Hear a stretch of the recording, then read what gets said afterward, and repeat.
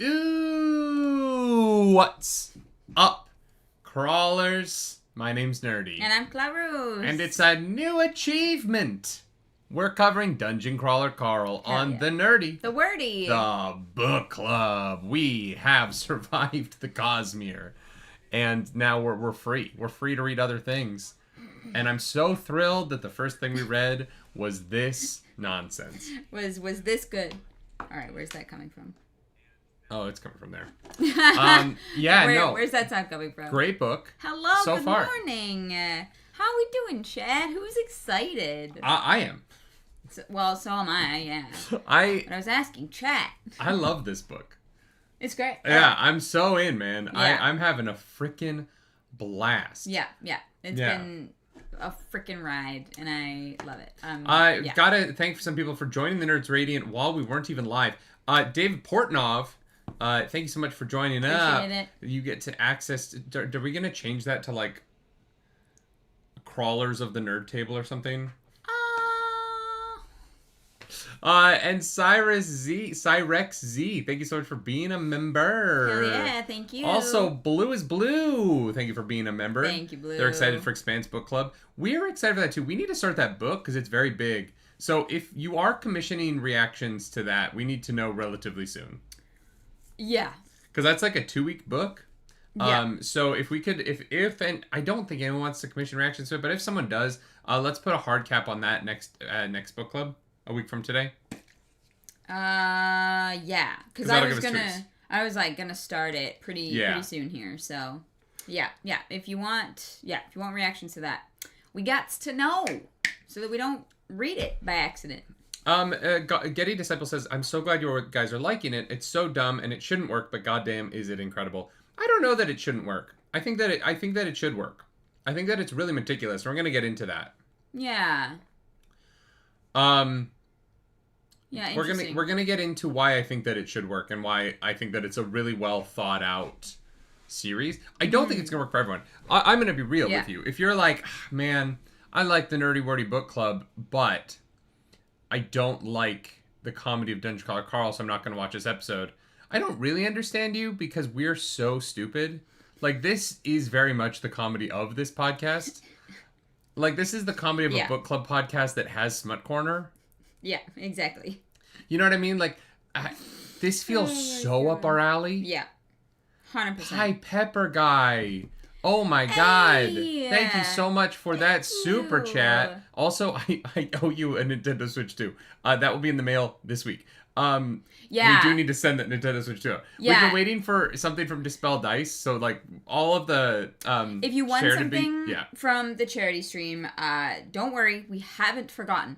It's just been a little more things to wrangle than we expected, because we don't want to we want to try and do it all at once. So apologies for the delay on that. I want you to know I do owe you a Nintendo Switch too. Yeah, but thank you for that super chat. And so psyched you guys started this series. So shout out to my special lady, the Queen of Houston, watching her first book club. What's up, Queen of Houston? Hey, what's up? Welcome in. Hell yeah. Chris Pilkington says, Chris Pilkington, in the Discord, I need you to send me your email because your email isn't on your Just send me, Chris Pilkington, you in particular, I need you to send me an email to the roleplayrelia@gmail.com. Yeah, there were several people that donated. If you're here, send me an email. Didn't put their email so that we could give them their prizes. Tequila Sunset, thank you so much for 5 gifted memberships. What a start to Dungeon Crawler Carl Club. Thank you. I guess people are excited. I'm excited. Fun. This book rocks. I mean, yeah. I'm super happy that we're doing it. Yeah. Nice change of pace as well. Yeah. We got ideas. Jami Rossler over on the Twitch is doing well. Hell yeah. Happy to hear that. Love that. We are here to talk about Dungeon Crawler Carl, but we're also here to talk about our Lord and Savior, Donut. Oh. Yeah, Princess Donut. Good cat. Yeah. Wow. I don't hate cats. I know, you joke. You've seen me You joke pet that you cats. do. Yeah. God damn it, Donut. God damn it, Donut. Welcome back to the Nerds Radio. What do you mean there were babies in there?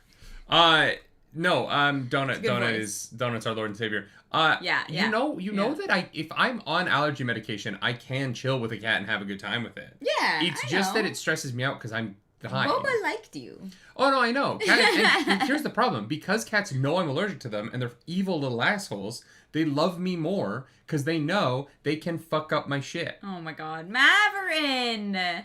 Yo, thank you so much for 10 gifted memberships. Yo, the whole chat's gonna be green. You're all gonna be listening to the reactions with us. New achievement. Literally went to, when I was in Michael's, I picked up yarn because I was like, I'm kind of tired of painting minis. I'm gonna start knitting again. Yeah.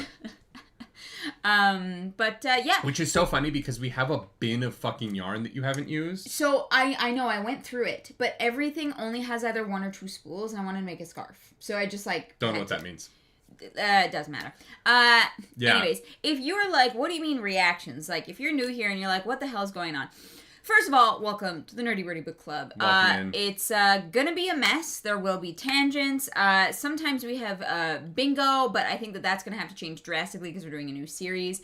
And we react to chapters that people commission. So if you want to do that, you gotta join the Discord and talk to the mods about it. But chapter 1 of Dungeon Crawl Carl is here on this channel, so you can check it out. Public. Even if you don't want to watch it, but you want to give it a like and a boost, so that people who do like the series find it, that would be lovely. That wowould be great. Honestly, hell yeah. We also... Honestly, hell yeah. Honestly, hell yeah. Kite Man, hell yeah. I am slowly turning into Kite Man, and I know it, and I don't know how I feel about it. Arzu, you are a member for 7 months. Hell Donut is our princess. That's true. Yes. Thank you for being here, Arzu. Could not do this without you. So we should also say the sponsor of today's podcast. Sponsor of today's podcast is Gamersups. Gamersups is a place where they put hot ladies on cups so that you drink your vitamins and caffeine like a good boy. Yeah, and I now throw my creatine in here too. Same. So we get everything all at once. And it tastes good, and it's no sugar, and it's delicious. Are you drinking pom-pom as well? I'm trying to get as jacked as the lady on this cup, chat. Trying to get as jacked as the lady on this. Look at her. I believe in you. My waifu cup. Is this the pom-pom one? It is pom. No. It's Plowed and Proud. Plowed and Proud. Good flavor. Yeah. Good flavor. This is something pom-pom. I don't know. It's like pomegranate.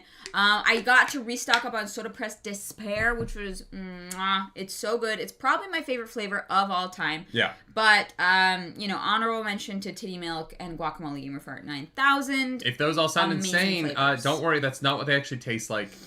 They taste good. And there's great flavors. I've never had Titty Milk personally, so... Lurks, welcome to the Nerds Radiant. If you go over to the Gamersubs... we should say this. If you go over to gamersubs.gg, use coupon code CLAROOS, CLAROOS, for 10% off your order. Yeah. It's tasty as fuck, guys. Emerson Wright says, never tried creatine. I'm in the gym 6 days a week. Would you recommend? I would. It takes about 6 weeks before it seeps into your muscles. Yeah. So you don't really, it's not something where you see the effects every day. It's something that you have to kind of saturate your body with, and then you start to see the effects. I started taking creatine almost a year ago, actually. No, in January. And it's great for recovery. Yeah. It just is a little extra help. And I've noticed for growth, I'm having a lot of success right now building muscle in a way that I've always struggled to build muscle. I've always been able to get thin when I am really drastic with my diet. But I feel really good. A lot of my shirts aren't fitting, not because weirdly, I've lost 35 pounds. But my belly isn't the problem now. It's that these muscles on my back. Your lats. My lats. Your lats. My lats are starting to get wider. Chonky. And so the buttons on some of my button downs are starting to pull here because my lats. And I think that's tits and lats from creatine. So I love it. I take 5 grams a day. 5 Gamersups. Yeah. 5 milligrams. I can't remember. A scoop, I think is. I think it's actually 5 grams. Maybe it is. Yeah. I don't know. Anyways, Gamersups, this is actually fun. We haven't talked about this before. Gamersups has announced that they are going to be making creatine. So if you're like, don't want to have to do, like, buy a separate creatine and buy, like, a flavor for it. Because, you know, I don't know, creatine in water is... they're actually going to be making gamer subs with creatine in it. Okay. Yeah, so it's for people like us who do both at once and are like, well, now I don't need to do both at once. I can just buy one thing. So that's pretty cool. I'm excited to try. I'm not gonna lie. In my head, that's something I would always keep separate so that I can be very regimented in how much of something I'm taking. But the scoop is a measurement, right? Sure, yeah. Zell Andrew over on Twitch. Thank you for following and for that moisture farm. Let's get into this. Hey, thank you. Clarus, apparently creatine can cause kidney stones, which is horrifying. So drink your water, kids. The first thing I do in the morning is I wake up, I walk downstairs, and I chug a whole thing of water like this. And I have coffee because I am a degenerate. Yeah.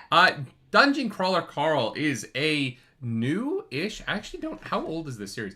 Series by Matt Dinniman that follows Carl, an adventurer from the war-torn streets of Seattle.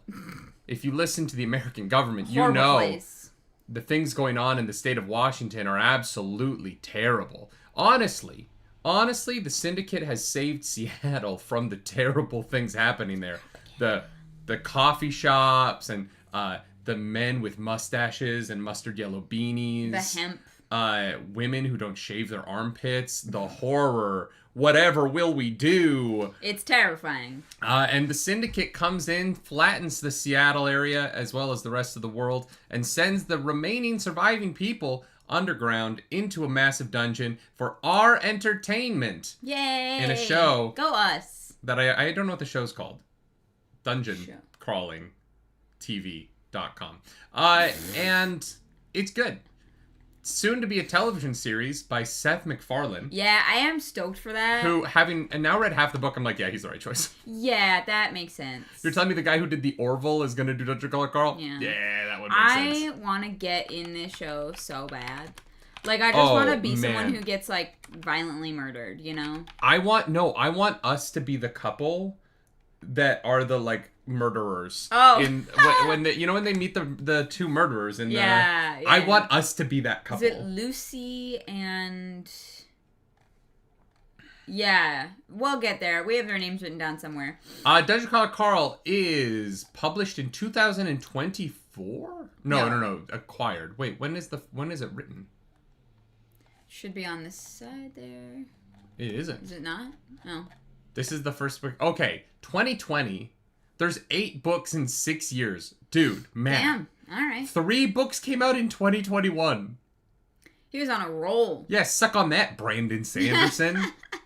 Oh, you wrote 4 secret projects in a year? That's actually pretty impressive.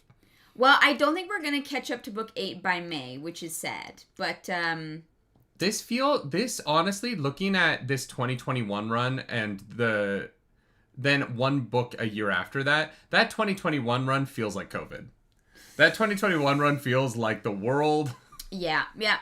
The world came to an end and COVID. Getty Disciple says he wrote it during COVID because he was having a hard time making ends meet during the pandemic. That's fair. Sad. Absolutely fair. I hope that he's doing better now. I think, hey, he's getting a TV show. TV show by Seth MacFarlane. I have a feeling Matt Dinniman is doing A-okay. This actually gets into something we talk about sometimes that is a weird topic of discussion. Where, and chat, what I'm about to say, if it comes off callous, I don't mean it to be. I'm going to try and pick my words correctly. I sometimes have this very strange guilt around COVID because I know that for so many people, for the world, for the systems that hold everything in place, it was a really terrible time. And it also is the period of time that led to the best things in my life. This podcast, this marriage, my life now, not being on the like grind of acting auditions for shitty theater jobs that barely pay anything because I need health insurance, being able to own a house. Like for me, COVID was the best thing that happened to me. And I feel like I have a really weird guilt about that. Yeah. Just genuinely, it is something that at times when I think back on how good I have it, and how that came about because COVID forced me to change everything about my life. Mm-hmm. I'm grateful for it in a way that feels awful because I love where I'm at. I love the show. Like the last 4 years doing this podcast has been the most exciting, like, creative outlet for us. Yeah, it's so weird to think that, like, book club probably wouldn't exist. Oh, it wouldn't. Without a doubt, it wouldn't. Yeah. Yeah, and like that's fucked up. It's fucking weird, but you know, it definitely wasn't the best for our physical health. We I mean, it was that first year was great. We were doing yoga every day in my mom's bedroom. Like, yeah, but the long-term physical repercussions of it on us have been not great. Oh yeah, long COVID fun. But in terms of like how our life is and like our joy, yeah, it's a weird thing to think about. But I used to spend like 50 hours a week in a restaurant, running around trying to like hustle for tips. Yeah, and I do miss that sometimes. I do love that energy. Yeah. But it's so fascinating. It's just fascinating how life changes and how for someone like Matt Dinniman, like going from struggling to make ends meet to having a series that is so revered and renowned because of that you're known worldwide and you're going to have a TV show, and there's all of these elements of success that have come your way because of this thing that happened because you had to. Yeah. Right? There is this really fascinating element of life where necessity breeds really cool art. Mm-hmm. And I do think in the coming years with AI sort of tanking the job market and unemployment being what it is and the problems that we're having with just employment globally, right? I think that the necessity of that is going to create really cool art. There's going to be downsides as well, right? Obviously, and that's kind of the two-sided coin of all of these moments of human history. Yeah. But we're going to see some like really, really insane artistic expression in the next couple of years. Yeah. As a response to AI, to, potentially heading into World War III, to all of these sort of dark situations that we're all watching play out on our phones as we doom scroll past another video of what happened in Minneapolis and the horrible situation with that woman and that ICE officer murdering her and then the American government just lying about it, like just straight up lying about it. We are, and I'm not saying that like the good side of that is that art will be made. I'm not. I'm just saying that the necessity of struggle creates art historically. And I'm really, it's the only silver lining to me. Yeah, really. Honestly. Yeah. Yeah. Yeah.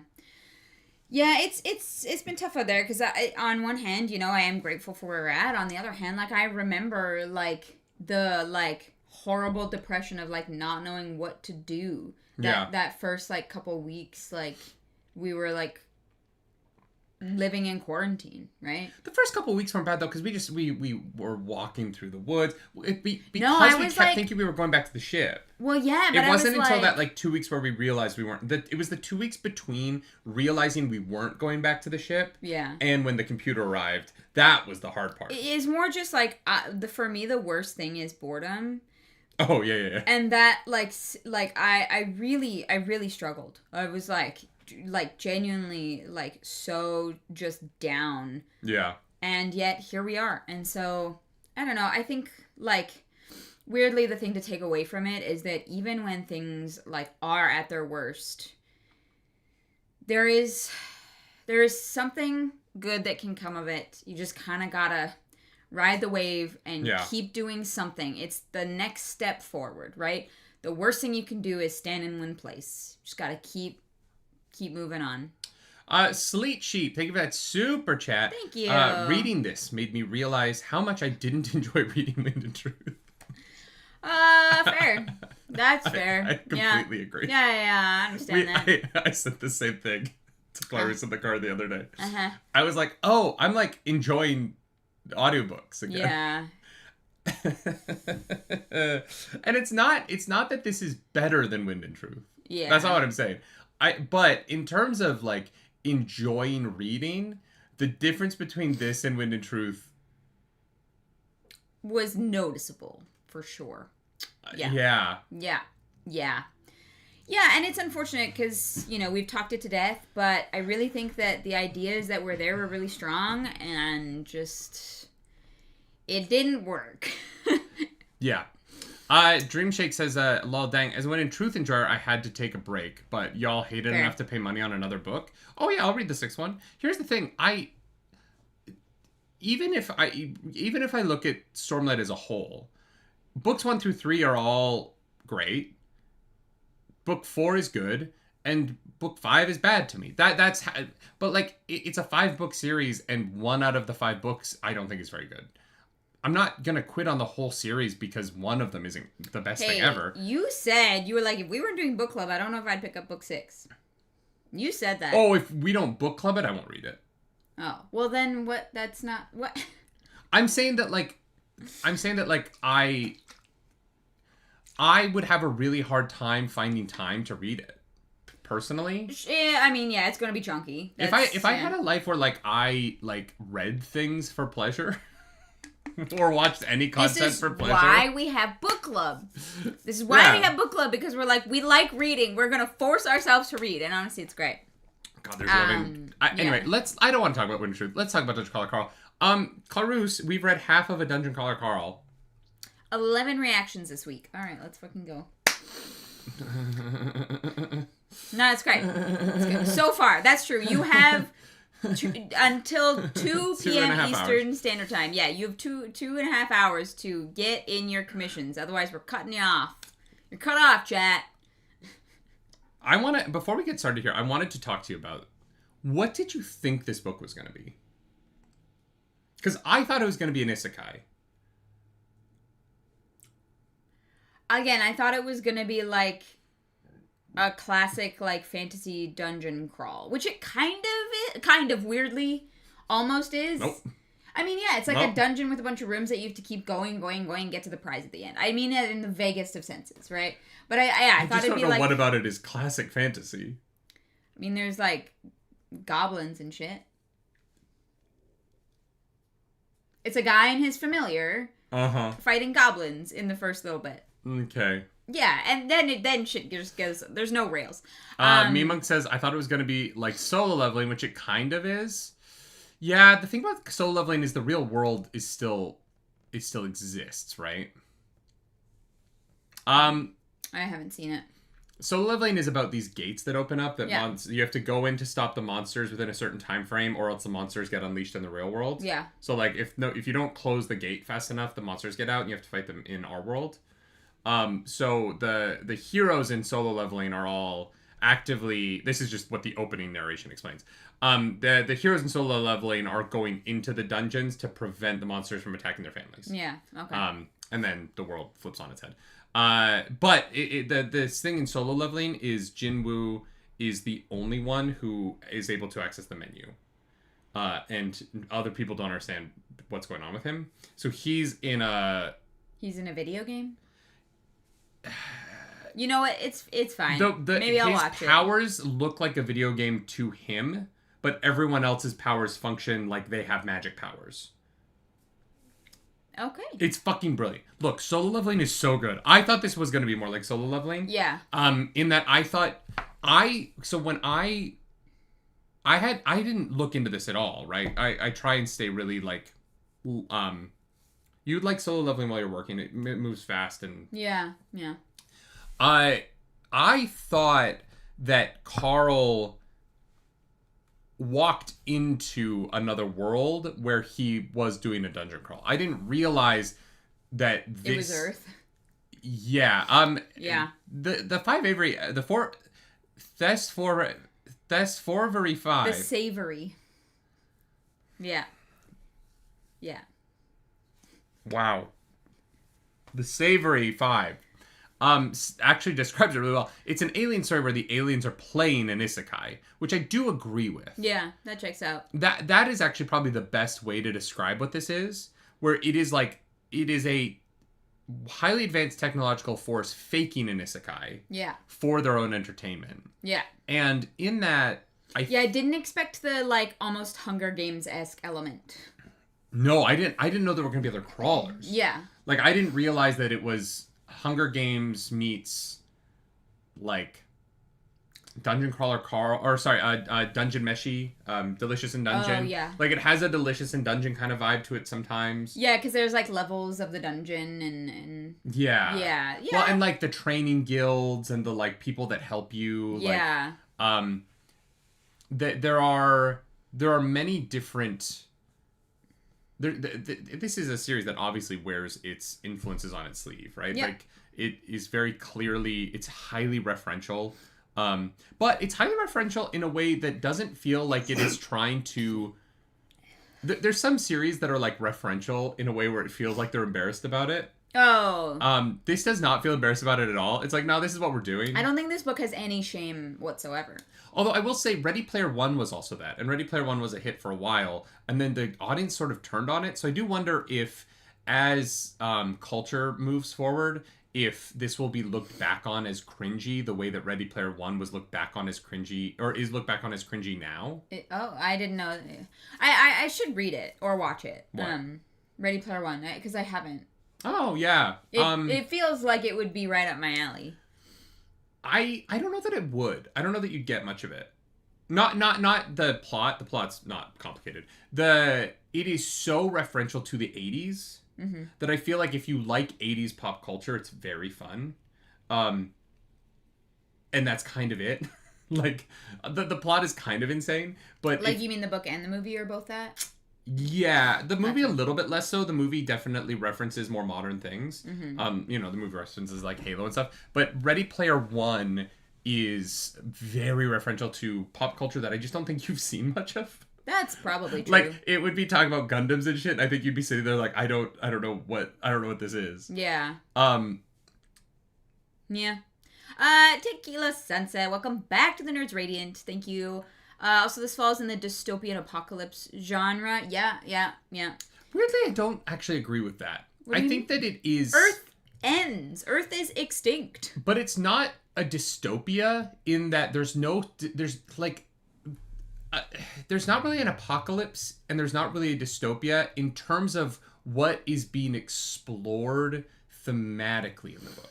I don't think I agree with that. Everyone is dead. Don't get me wrong. I get that. Yeah. But that's not what, like, when I think of what an apocalypse story is about, it's about how does the last of humanity survive? Right. Do they fight one another or do they band together? This book doesn't really have those elements because there isn't it's not like resources aren't plentiful for them. And it's not that there isn't the problem of living in the world after the apocalypse. The apocalypse happened and our characters are somewhere else. Right? Our characters aren't existing in the apocalypse. There are characters who live in an apocalypse story, and I wouldn't hate if we got to see what happens on the surface, right? Or even just like, but the thing about apocalypse stories is really like, what are they about? And this story doesn't this story isn't burdened with the fight for resources, what does it mean to be alive in the apocalypse. This is about like because our characters have everything that they need. Carl's getting the best food he's ever had. Carl has access to toilet paper. You know what I mean? Carl has access to water. Carl isn't limited in his access. And so in that way, thematically, this story isn't struggling with sort of the same struggles that you would see in an apocalypse story. Dystopia is complicated because dystopia is more about the social element, but... Well, and I do think that dystopia is especially a part of this novel because they're not allowed to, like, badmouth the corporation, right, that's running their game. And the point is that they have to, like, hurt and kill other things and peoples to be given a chance of life in their society in the future, where they're kind of being controlled, right? They don't even know what it's about. And I do think that like, company corporation oppression of these games where people are dying for the entertainment of others feels very dystopian to me. It's just not like a Earth dystopia, like a human dystopia. It's whatever this, like, other... It's the alien... I don't know. I agree with that. It's not that I don't agree with that. I just think that I wouldn't sell this book to someone as a dystopian novel, because to me dystopian, if I'm calling something a dystopian novel as like a selling point, to me that implies that our character interacts with the politics of the dystopia, like The Giver or The Hunger Games. Those characters, the main characters in dystopian novels typically interact with the dystopian elements of it in a way where that is sort of what makes the tension of the world.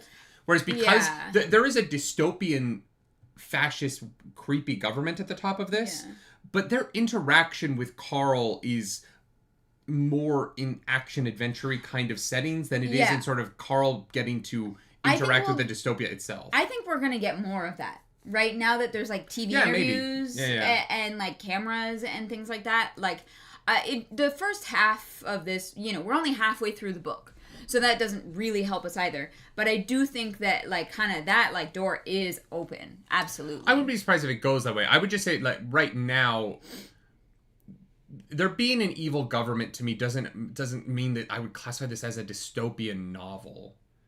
Weirdly. Even though I do agree, like, the elements for it to go there are there, but right now, Carl doesn't interact with that in a way that feels like it is what the book is about.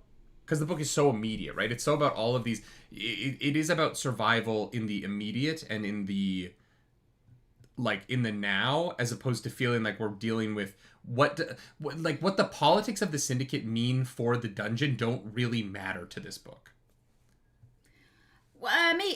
Maybe. I just think it's weird because I wouldn't be like, oh, you got to read the dystopian novel Dungeon Crawler Carl, but that's more honestly because the vibes feel very different because it is like a comedy, and I personally have not read a like dystopian comedy before.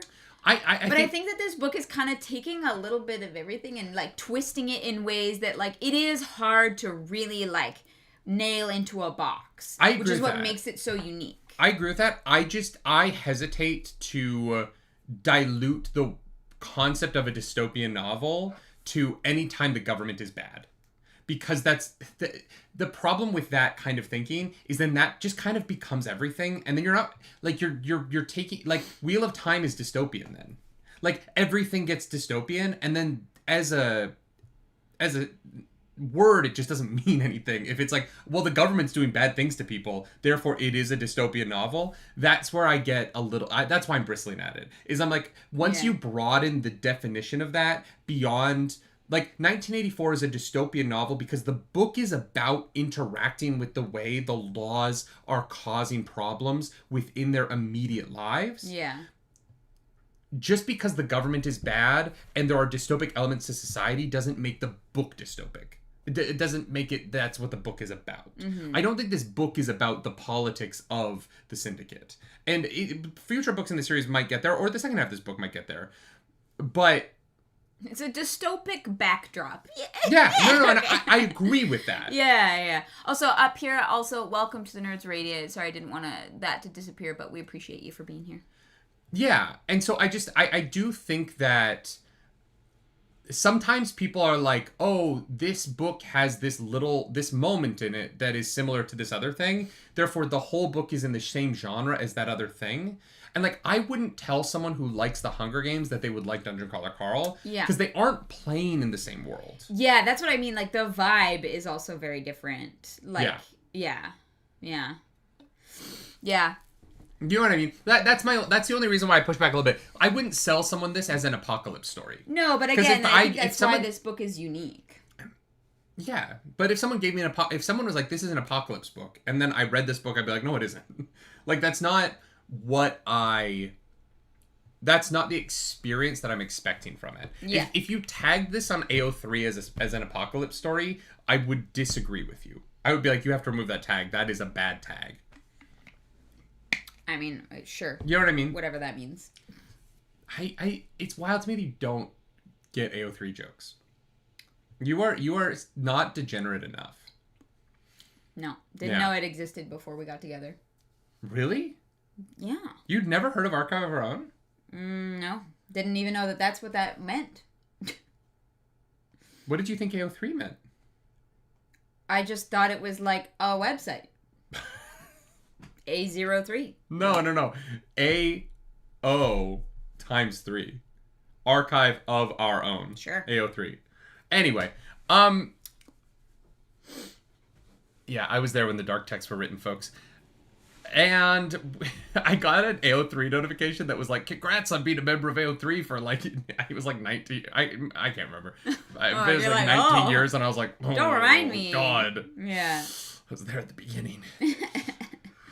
The dark corners of the fan fiction internet. You are Aslan. And I am the witch.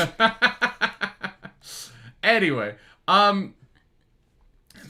prologue. So, we start Dungeon Crawler Carl in Seattle, the war-torn, ravaged streets of the capital of Washington?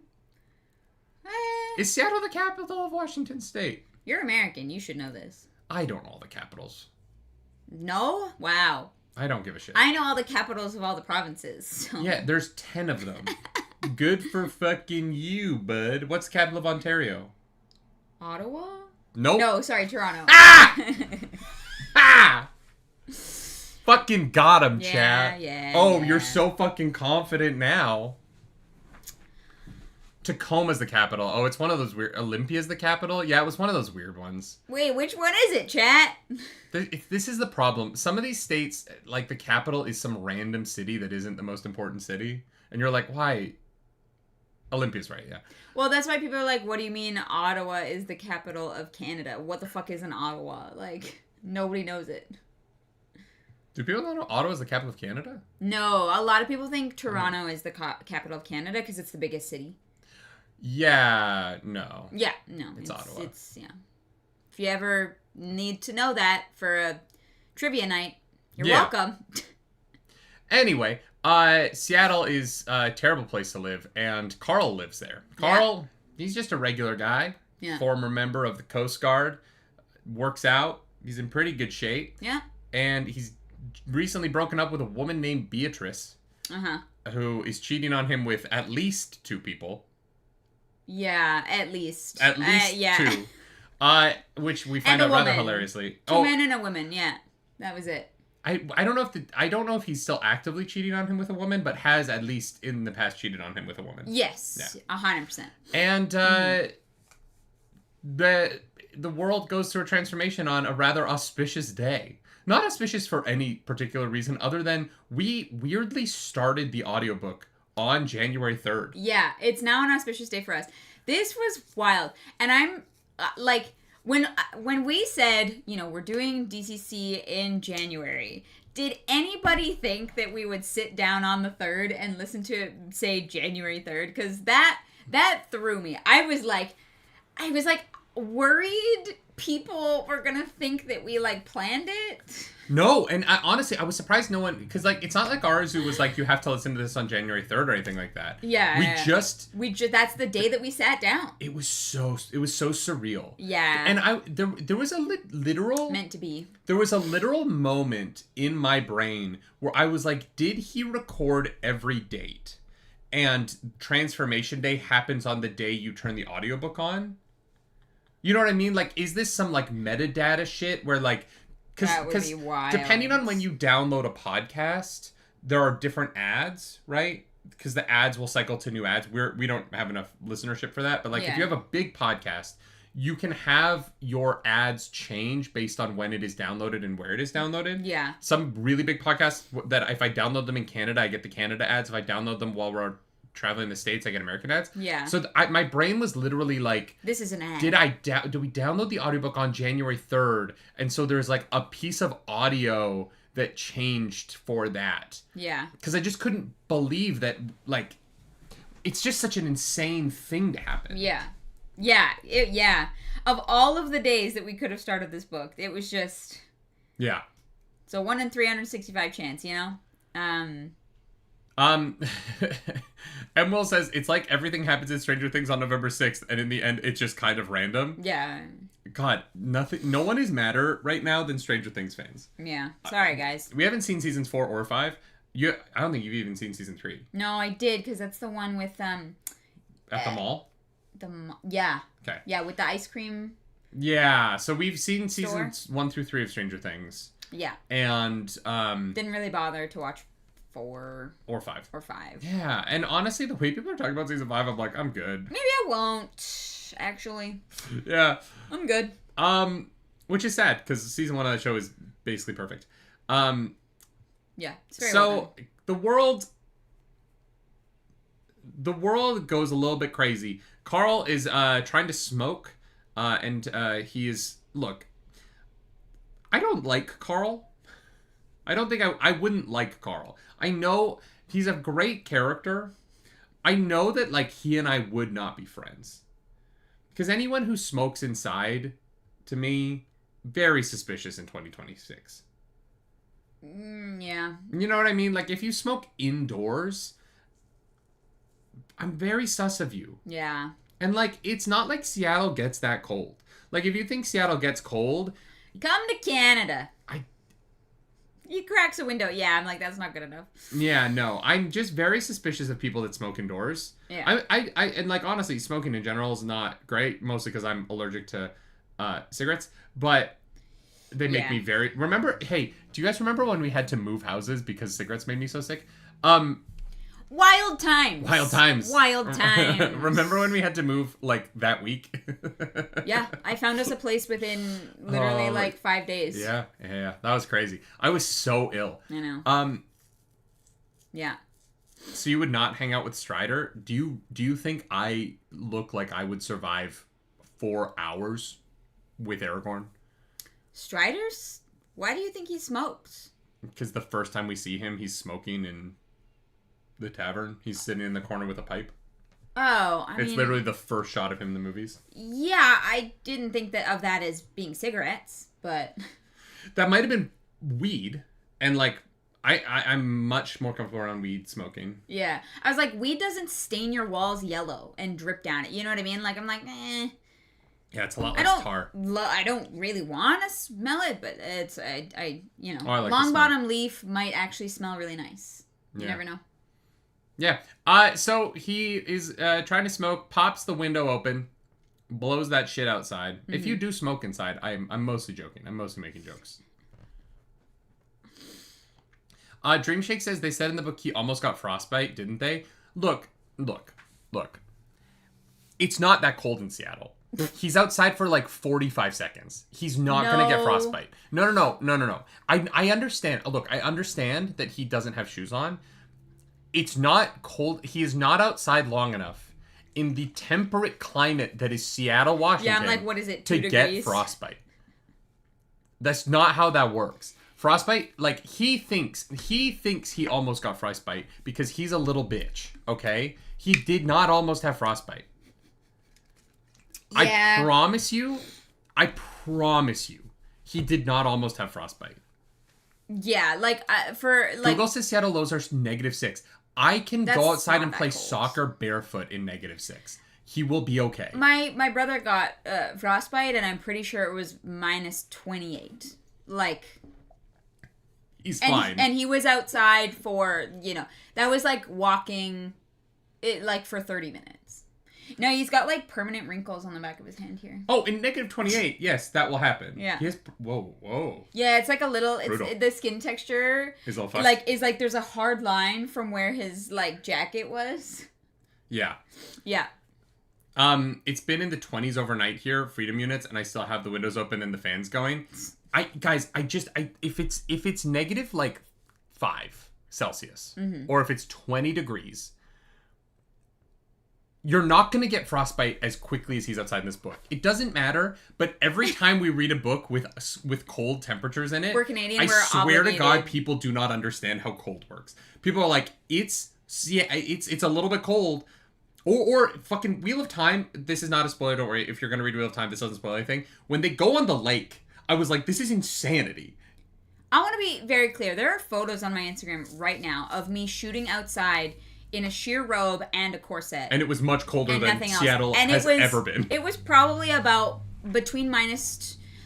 somewhere between -18 and -25 Celsius, because I walked out on the lake and the wind was blowing. And I was out on that lake longer than Carl was outside. Look, every Buffalo Bills game I've ever gone to in the snow is like negative 15 to 20. And everyone, not everyone, there's a bunch of shirtless dudes running around fine. I'm just saying. Anyway. But Carl's intelligence is not that high. 100%. Yeah, it works. 100%. 100%. I just feel like as Canadians, this is our niche, and we have to comment on this every time we have the opportunity. So Donut jumps out the window. She's never jumped out the window before. Don't know why she did it this time. But maybe it's just because cats know, man. Cats know. Yeah. If the animals start running from something, you start follow. running from something. You follow immediately. If you're like, I don't understand what's going on, this seems like super sus, you listen to the cat or dog in the near vicinity. And so they head outside, and he tries to go get his cat. His neighbor's yelling at him because his cat's yowling. And then the building flattens, smooshes down, chops and that woman's head gets removed sheared from her off. body. Yeah. Yeah. Everything on the surface of the planet basically gets compressed downwards into the earth and turned into resources for the syndicate. I'm not gonna lie, Carl handles this pretty well. Yeah, dude. Carl handles it pretty okay, if I'm being completely honest. That's a head. Yeah, he moves on from that and like has a productive rest of his day. Yeah. I don't know that I would have been able to do that. Yeah.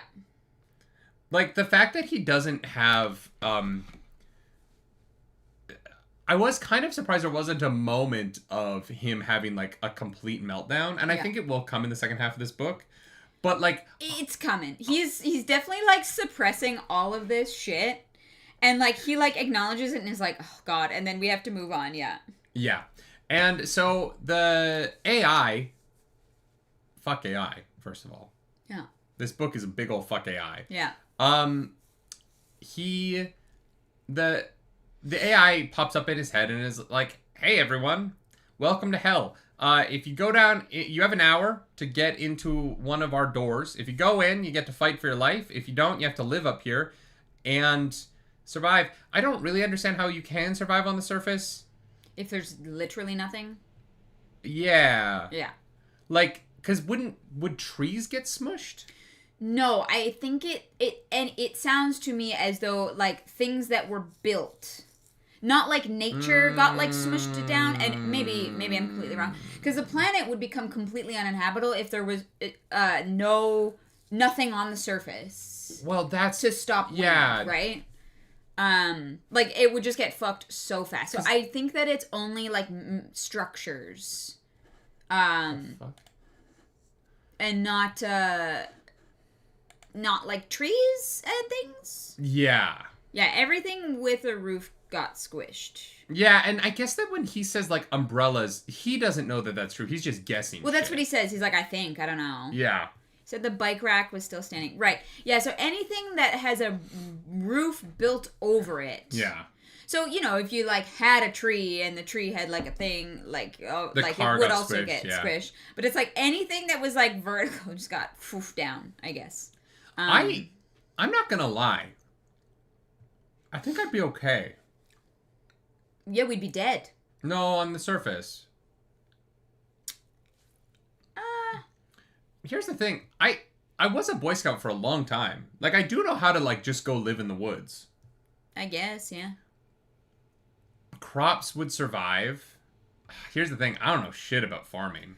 Yeah. I would find a book outside that talks about how to irrigate a crop, though. Mm-hmm. I don't know.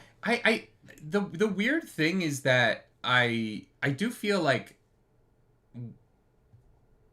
shelter would be a primary issue. Shelter's not that hard. Like, if there are still trees, shelter isn't that difficult. The problem would be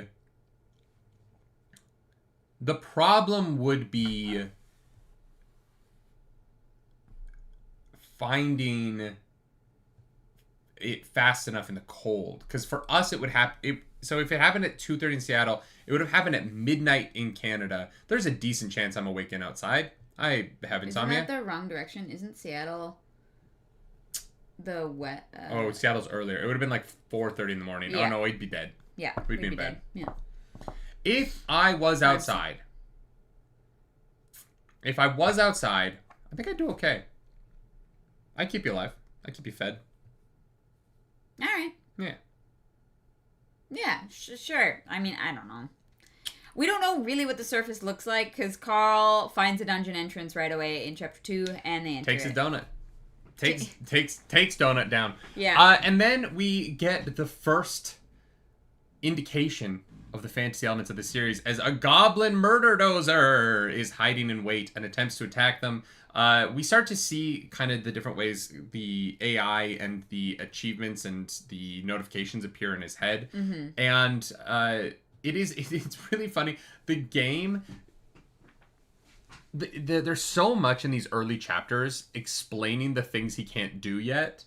And in video games, I find those honestly to be frustrating. Like, just don't tell me something exists until I can do it. Yeah. But in this book, it is very fun to know these little things to look forward to, right? Like, when Sona has the charm and we know that... Or no, the crown is the level 9 thing, right?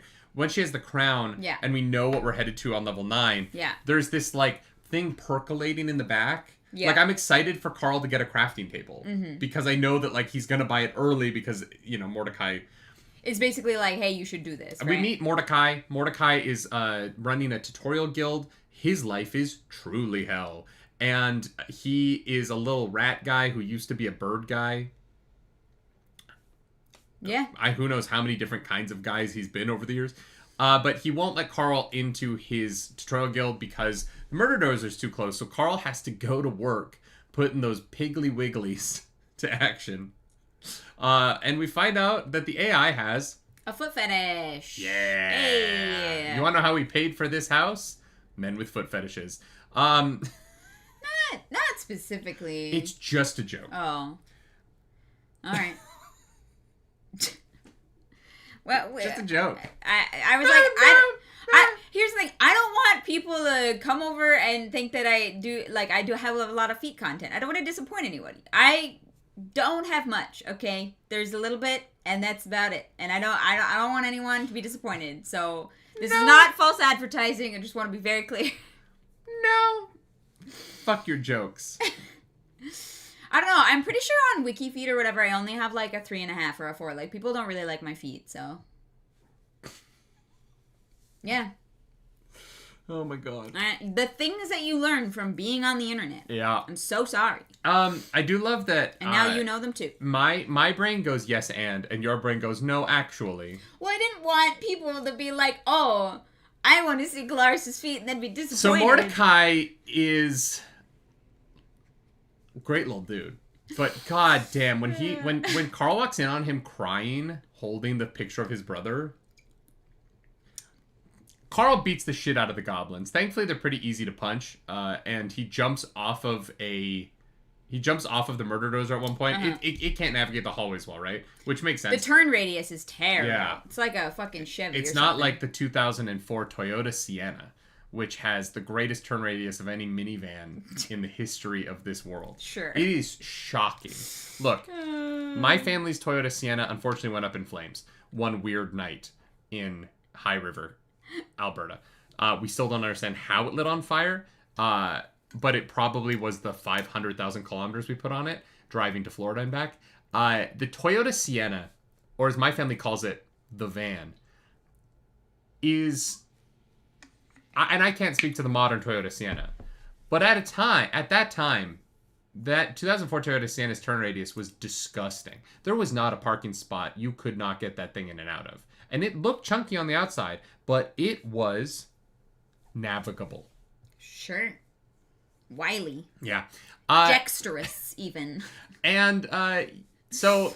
as the kids say, that line sent me. He's talking about James Ross's line. The James Ross brought up, after he jumps through that guy's head, "Congrats, you're a murderer. He probably had a family." Yeah. The AI thinks it's very funny, and it is. To be fair, the AI is very funny. It is very funny because we are not there actually murdering people, you know. I feel like it would be less funny if I was in the moment killing people and be like, man, maybe that guy had a family. Because we know now that there are goblin babies, so... Well, and that's what gets into something really interesting about this book, is we meet Mordecai, and we kill the goblins.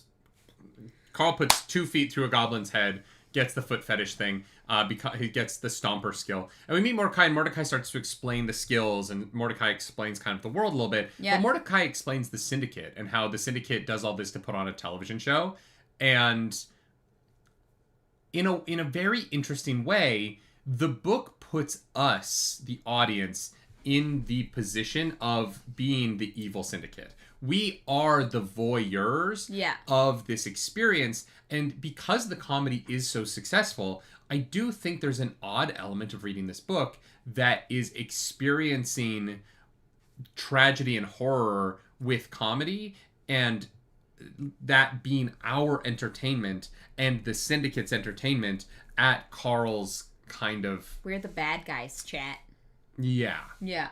We're the bad guys. Yeah. But well, no, we aren't the bad guys. We are having the viewership experience of the bad guys. Yeah.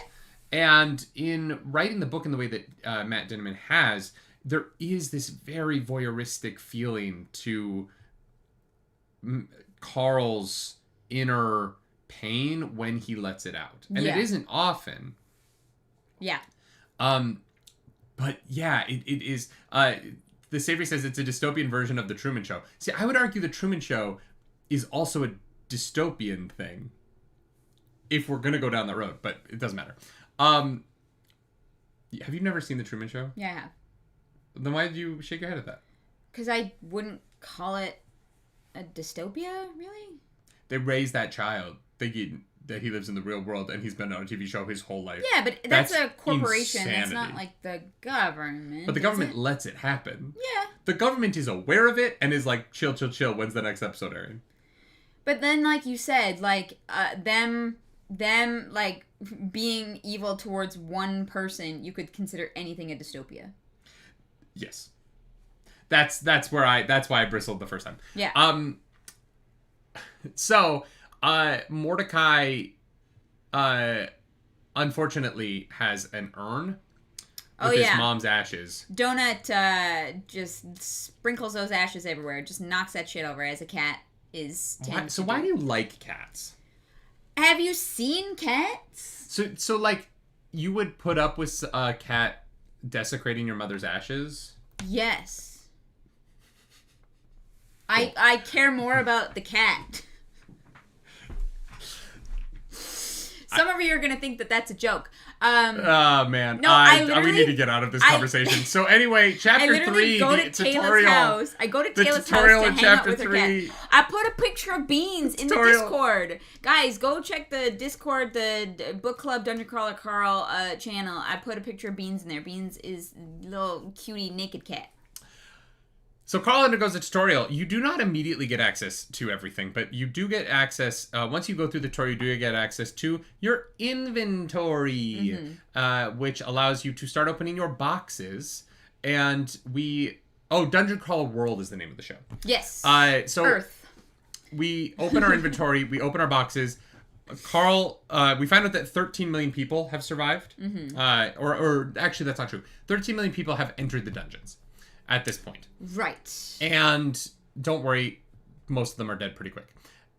We're not going to learn 13 million names. This is not a Robert Jordan book. By the end, we get to what, 2-3 million?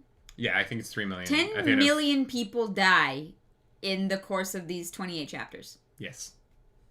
Yeah. That's not including the billions that died in chapter 1. So Carl begins to open his loot boxes. He has a legendary pet loot box, which he opens up to get a biscuit that he feeds to Donut, and Donut turns into goo. A goo. Yeah. Yeah. A which puddle. I really thought Donut was about to become a changeling, and then I was like, how long until Carl fucks Donut? Oh, you thought she's gonna just be like a tiefling? No, I thought she was gonna be able to change shapes and change forms. Oh God. And then I was like, oh, this is gonna get real weird. This is gonna get real weird. Yeah, this is some AO3 shit. Yeah. See, I got the reference, kind of. And once Donut was like, I'm locked in cat form, and Carl was like, I'm not changing form, I was like, okay, cool. Yeah. But there's a part of me that when they get to level 3 and can change their forms, I'm like, are Donut and Carl... Is this a series where Donut and Carl end up together? No, it does not give that vibe at all. Especially because Donut is like, I will always and forever be a cat. because that's the best thing that you can I know, be. but like, what if she becomes a jellicle cat? So? Because jellicles can. Jellicle cats don't fuck humans. But like, she could become like a Qatari. No, she wants to be cat. She's not changing. But she could become a cat person. Yes, but she wants to be a cat. I know. Because a cat's the only cat who knows where it's at. God damn it. I hate that line so much. Why? It's funny. It's so dumb. No way. And so, God, my facial hair is at the itchiest point today. Oh, I'm sorry. Yeah. It's coming back, all right? It's coming back. No, when she turned into a pile of goo, I knew my first thought is that she is going to become a like active character, because I think it would have been really tough to have like poor Carl trying to save a cat through this dungeon when the cat doesn't understand what's going on. It's gonna be running around and it's gonna be scared, and there's like that like. Oh, I definitely expected. I was surprised that she could talk. I thought that because there's a lot of video games where you get a companion that you have like a mental link with or something like that. Yeah. I thought she was gonna end up being more like Saphira in Aragon. You know what I mean? Yeah, like rather than they can use the like, chat, but they can't talk out loud. Yeah, her being able to talk out loud is. I love it. Surprising. And it's great for her charisma stat because Donut reforms from the goo into an incredibly powerful being with like a bajillion in charisma. She can basically talk her way through any situation on the first couple floors. Yeah. And also her skills like grow exponentially, right? Like she gets extra. She gets 4 skills instead of 3 when she levels up. Yeah. Fucking bonkers. Yeah, it's crazy. Man. And yell in chat. Yeah, no, Donut, you don't have to use all caps. Yell. I know because you've done it before. So they head out. Carl, should be mentioned, is wearing a leather jacket, heart boxers, and came into the dungeon with pink Crocs that belong to Beatrice, so they're too small for him. Which, like, I don't know if you have ever tried to put on Crocs that are too small for you. How did he even get his feet in them? If you had U-size Crocs, I wouldn't be able to do anything. No, your heel would be hanging off the back, right? No, I couldn't get my foot in. Width-wise? Yeah, maybe. Maybe you got tiny ass feet. Yeah, but Crocs are pretty wide. And to be fair, most people don't date someone so much smaller than them. I don't know about that, but. Well, I mean, yes, just statistically, it's impossible. Yeah, but like feet sizes am in are... like the I am at 6'4". I am in the like. I think I'm in like the 5%. Yes, I'm not talking about height. Your feet are much larger, and like I think the most common shoe size for men is like 9.5. I don't know more than a handful of women whose feet are that large. They're more like 7. So you're gonna have like 2 sizes, and it's gonna be the difference between men and women. Like that's men's actually a really feet interesting thought. How many are people just bigger. have? Yeah. Height wise, yes, you can be the same height as your partner, and your feet are not the same size at all. I wonder, like, Holly and I are the same height, and we do not have the same size feet. I don't even know what I would Google to find out what is the like disbursement of shoe sizes by average.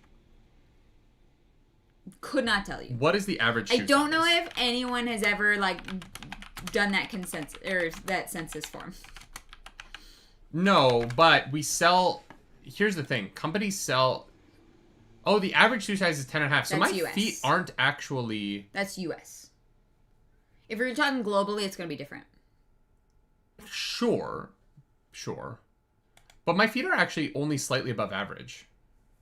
Yeah. That's interesting. I thought the average shoe size was smaller. Well, no, because there's like dudes in like who play basketball that are like 6'6" or whatever, which is a little bit taller than you, but they have size fucking 14 feet, and you're like, what the fuck? Okay, but that is though they're such a small percentage of the population that they don't actually sway the average, right? Yeah, but your height is also such a small percentage of the population too.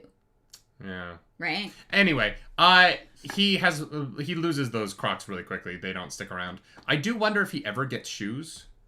If the AI... Here's the thing. Throughout this whole thing, Carl is repeatedly saying that the AI is tailoring its prizes to the crawlers. The person, yeah. So I do... Obviously, he could kill someone and take their pants. And so, like, he could get their pants and shoes that way.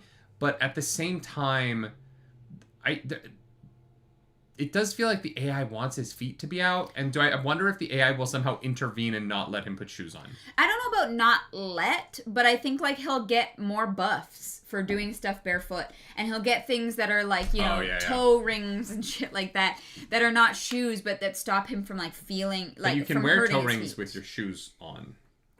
Yeah, sure. I don't think that the AI is incentivized to gift him a box with shoes in it.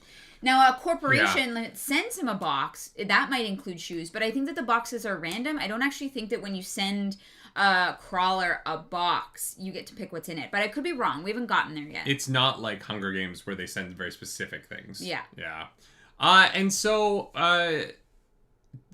Carl gets a tattoo. Oh, yeah. From killing the goblins that allows him passage through goblin territory, which seems like it's the opposite of the tattoo he should get. Like, he fucks up the goblins so hard that goblins won't fuck with him. It feels like he fucks up those goblins so hard, goblins should be pissed. But... Nope, not how it works, I guess. You know, it's in some video games you get a, like, goblins fucking hate you kind of stank on you. Yeah.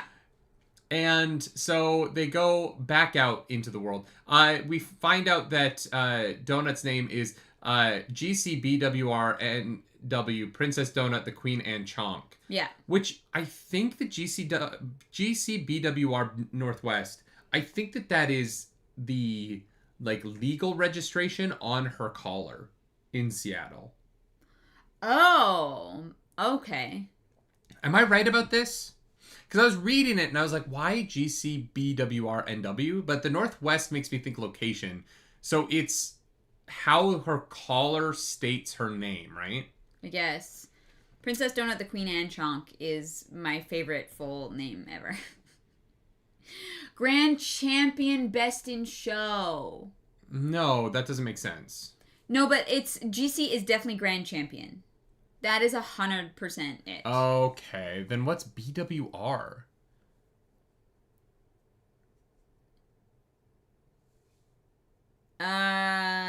Oh, Grand Champion.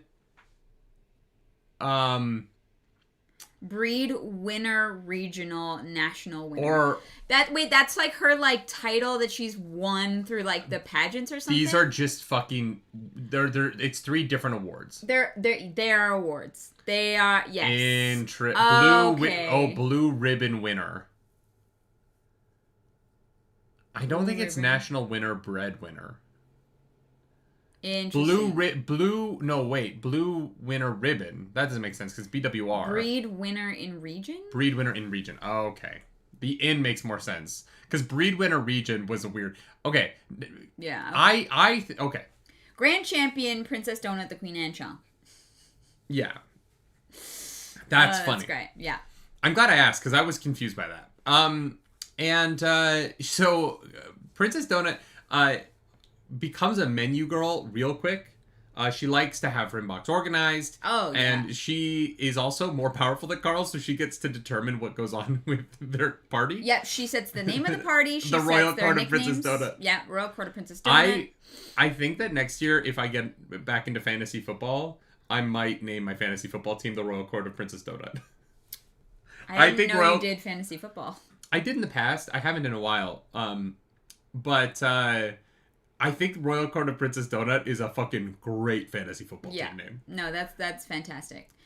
She teaches herself magic missile, and she puts on a crown that basically says that she is now a part of the royal line of succession to something, and I've forgotten what. The 9th. We're gonna have to deal with them on the 9th floor. 9th floor. That's books away, guys. We will get there. She's gonna have to kill everyone else in the line of succession, or because they're gonna try and kill her, and we're just gonna worry about that later. You know? I have a feeling it's not gonna be that. I have a feeling it's going to be a hard charisma check battle. I think she's gonna have to, like, out charisma check fucking... It's gonna be like a political speech? Yeah. Okay, sure. Yeah, she's gonna fucking go for it. We leave and we go out. We start to like go around, try and level up, get some new achievements and things, and we find a bad llama, which feels like a Fortnite reference. Yeah, that was what I thought as well. And the bad llama spits lava, so it's a lava llama. Yeah. Yeah, and Carl punches it to death. But we get my favorite loot so far. Oh yeah, some meth. we get the llama's meth. Yeah, that's gonna come in useful later. And it's no human meth. This is that good shit. This is that dungeon, that syndicate meth. Level meth. No fentanyl in this one. Yeah, thankfully. God, those goblins would fucking love Heisenberg. Yeah. And so they fuck up the llama. They find a safe room. Well, and we start really smushing bugs with our toes. Yeah. Didn't like that. Didn't like it. And the way that the AI sounds is like, yeah, you step on those squishy and I was like, oh god. I like watching their little exoskeletons squish beneath your grippers. Yeah. I want you to grip their mandibles with your grippers, Carl. Yeah. Carl is going to become very toe dexterous. I want him to just be one of those people that shoots a bow and arrow with his feet, you know? I think the AI would like automatically let him win if he was able to learn that skill. So that's what I'm hoping for. He learns how to use a bow with his feet and just automatically bops down a floor. Yeah. The AI is like, you're going to be a ranger. Everyone else gets to pick their class, but you, Carl, you're going to be a ranger because I want to watch you use your toes, boy. God damn it. Well, and rangers usually have an animal companion, so it works. Yeah, I do think that I understand the idea of him becoming a monk class. Mm-hmm. But that's only in like D&D rules. He's really like a brawler. His class is a little bit interesting. Well, and we don't know what the options for class are at level 3 either. Yeah. Like, they might be much more vast than your standard, like, D&D classes. Yeah. But... But like 2014 D&D, what would you call him right now? I would say, like, maybe a fighter with unarmed, like tavern brawler, yeah. Yeah. So it's just like your fists kind of do the damage that they do, and it's not worth picking up an improvised weapon. I wouldn't really call him a rogue, Jim Ross. No, I understand why monk, but he's also not fast. Like, to me, like, monks do low damage but hit many times. Yeah, and he just kind of punches and hits hard one time. So that's why I would say barbarian or fighter. But it doesn't really seem to, like, rage. Yeah. And so that's why I think just, like, your standard fighter guy with tavern brawler as a feat. And, yeah.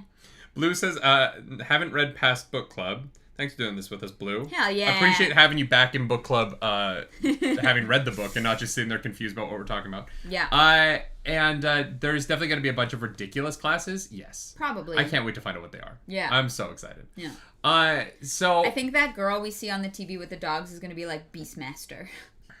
Yeah. You know? Seems like more RPG roles in D&D. Yeah. I think it's a hefty mix of both, James Ross. There is a lot of Dungeons and Dragons in this. Yeah. Yeah. Even just like the monk class part of it. There's a lot of Diablo in this.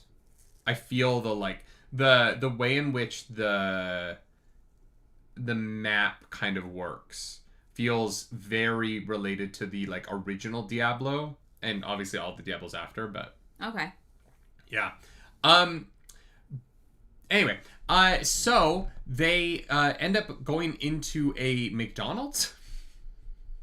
Well, it's not like actually McDonald's. I mean, he says Happy Meal. No, it's a different color scheme. It's like blue and white, right? I know, but he says Happy Meal and there's a place that it's a McDonald's. I don't remember him saying Happy Meal. It is a legally distinct McDonald's. You know what I mean? It's a McDonald's can't sue me if I say the colors are different McDonald's. He doesn't get a Happy Meal, though. He says, make me anything. I know, but there's there's a display with the Happy Meal toys in it that he comments on because there's toys from a movie that came out recently. Oh, okay. I guess I missed that.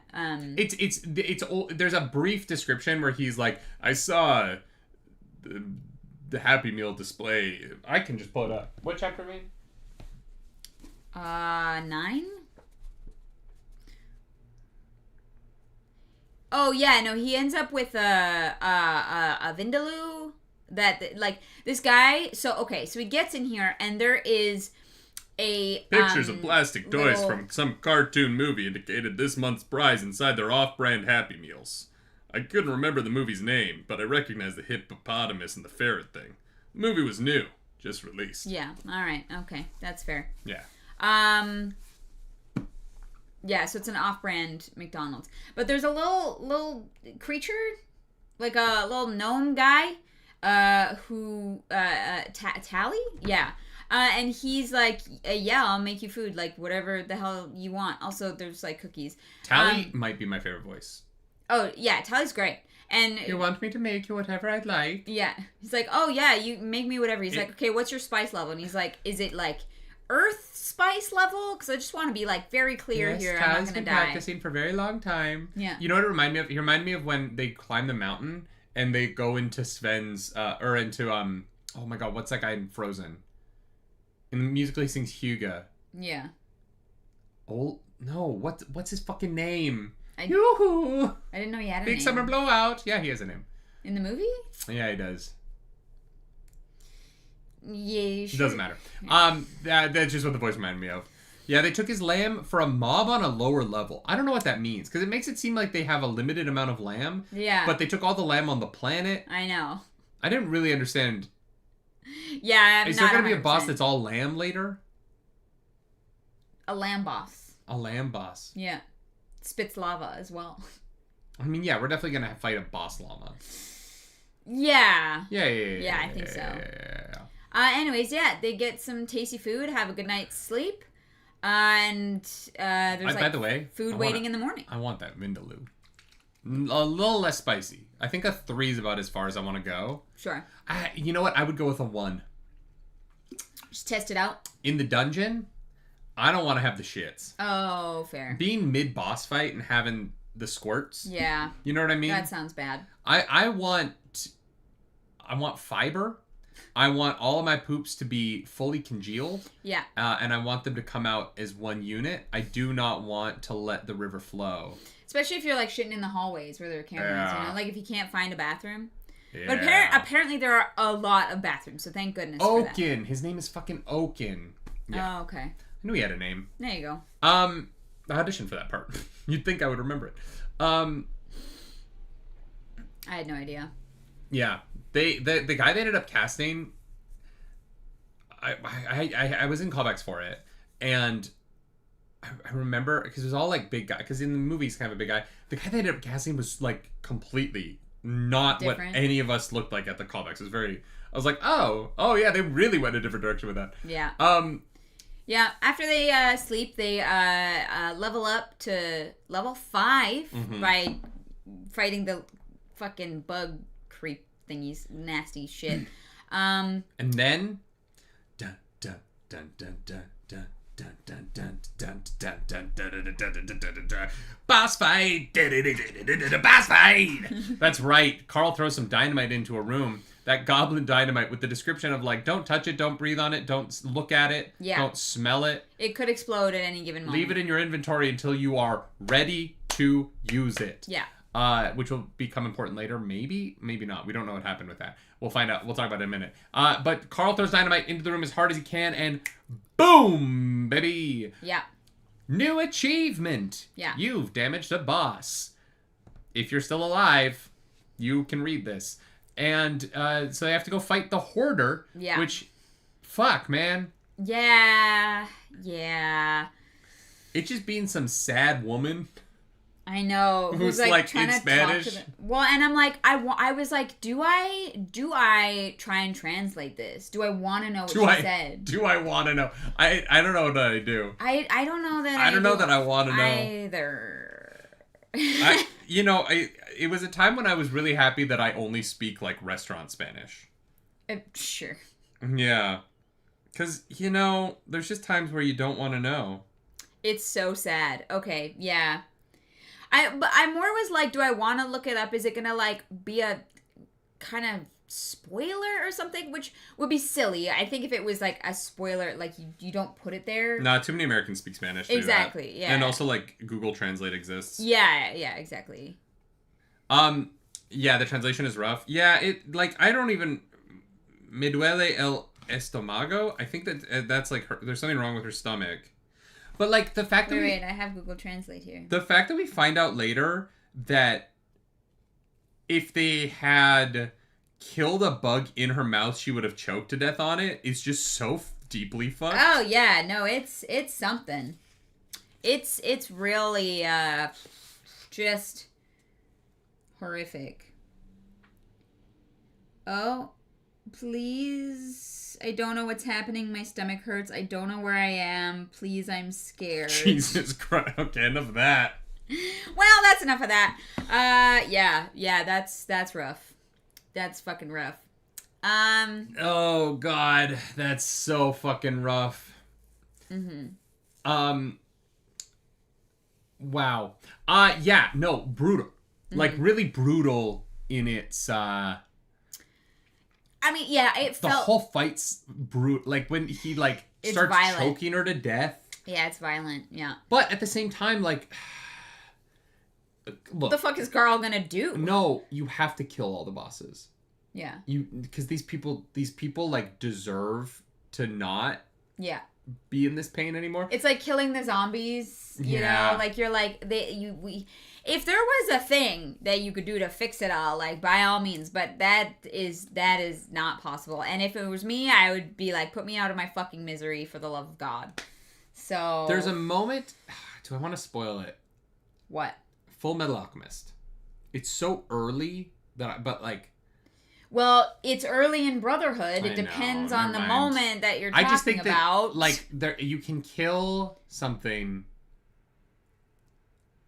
And it's awful, but it is the right thing to do. I think most of chat probably knows exactly. You know what I'm talking about? Oh, yes. Scar is right in that moment. Everyone else is horrified, but Scar is right. Do you know what I mean? Like, leaving something alive to suffer yeah. is the wrong thing to do. The Syndicate are the people that are the villains here, right? But killing this woman and putting her out of the misery of having bugs grow in her stomach is the right thing to do. Yeah, for sure.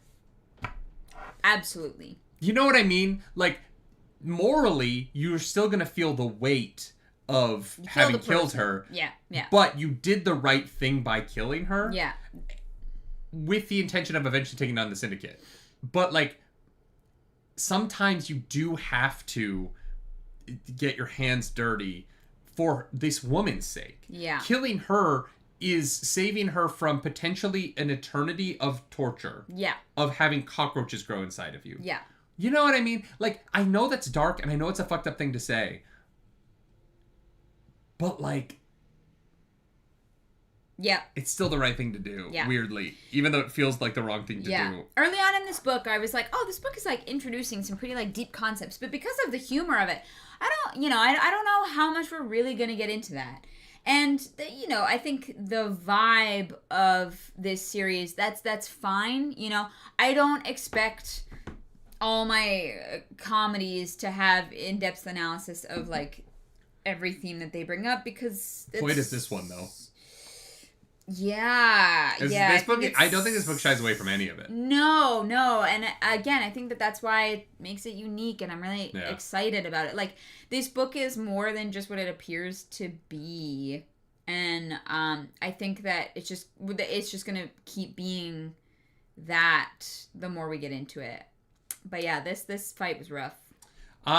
We find out that we get a map from the Burrow boss. We get a bunch of boxes. And we head out. We go back to Mordecai. Mordecai explains kind of bosses and what happens, and we get a little information. And then we stumble, chapter 13, we stumble upon Rebecca W.'s naked body. Yeah. And unfortunately, she has been murdered by Frank Q. Yeah. And Donut reveals that she has a deep hatred for Cocker Spaniels. Yeah, she's like, Frank Q is obviously a Cocker Spaniel, right? There is simply no way that anyone but a Cocker Spaniel could be so awful in shooting this woman in the chest. Like, how? Okay, her Donut. No, I'm with you here. How does a Cocker Spaniel shoot a gun? Yeah, I have questions. Donut, I don't think it was a Cocker Spaniel.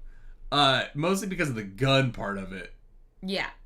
Oh, Embryce is clearly Donut has never met a Jack Russell. Embryce, are you saying that Jack Russells can shoot guns? Because I don't think they can. Oh my God. This might surprise you all. Dogs can't shoot guns. Yet. That's actually not true.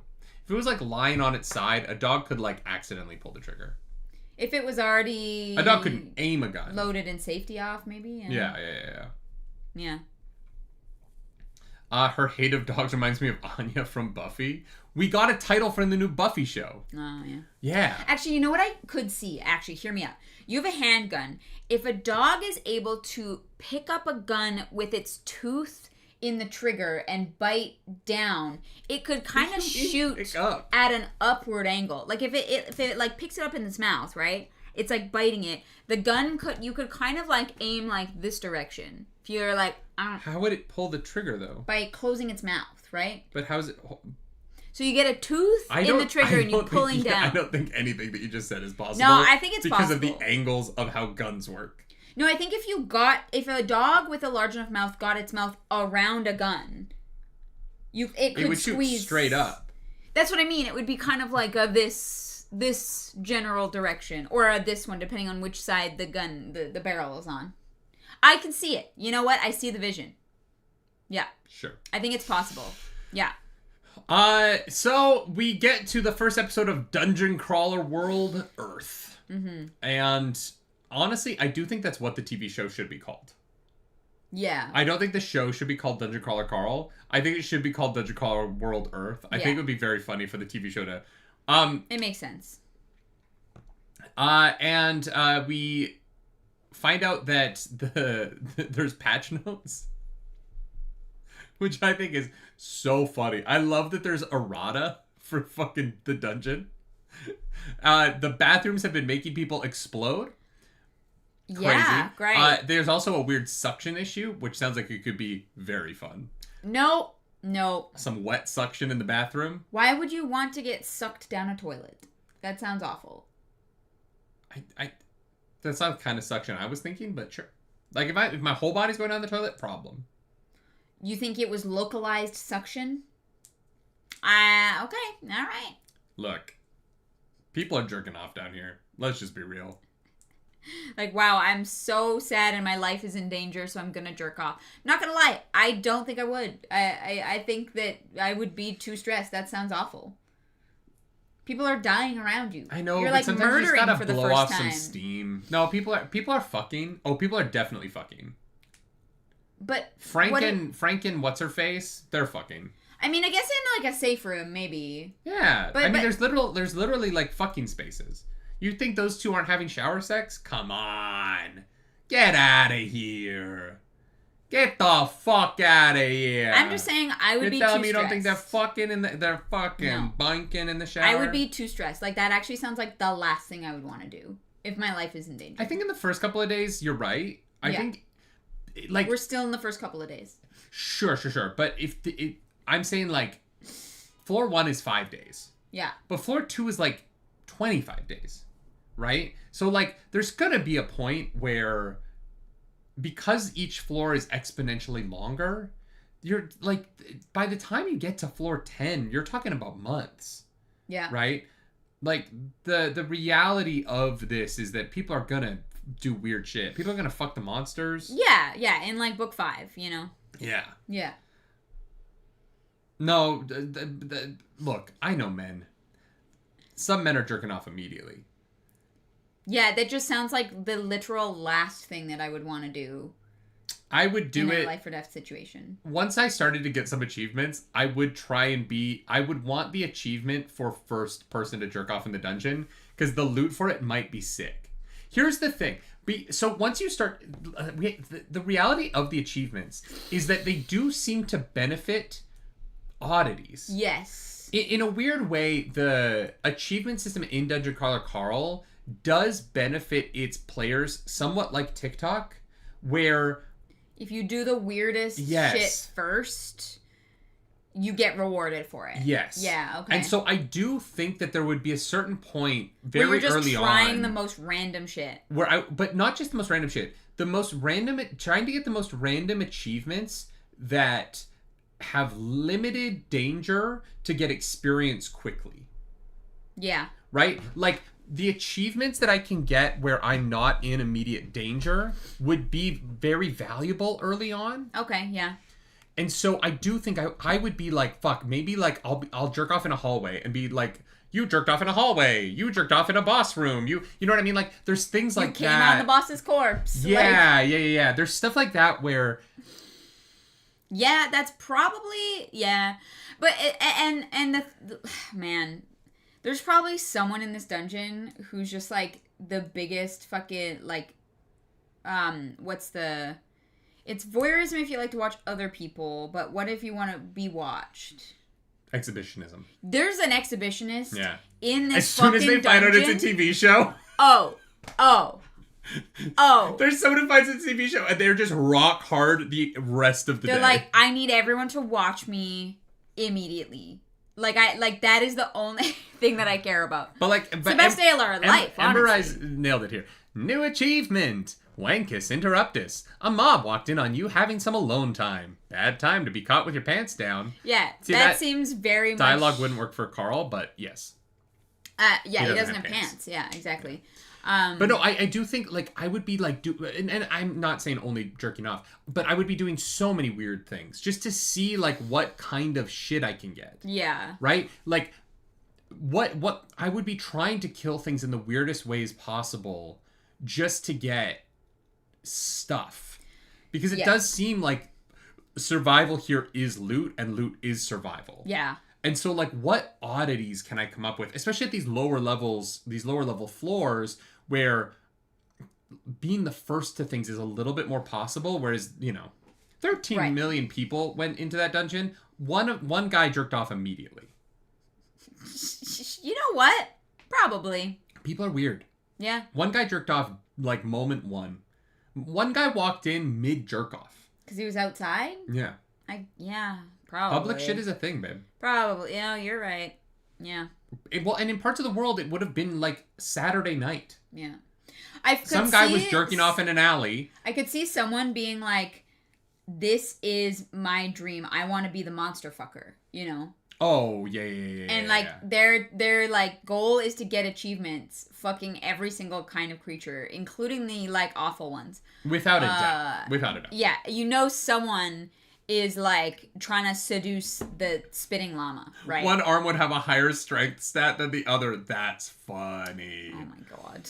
Can you imagine, like, getting, like, achievements to the level where your best weapon is... Like, you've leveled up jerking off in a way where your best weapon is to, like, shoot cum at monsters to, like, kill them.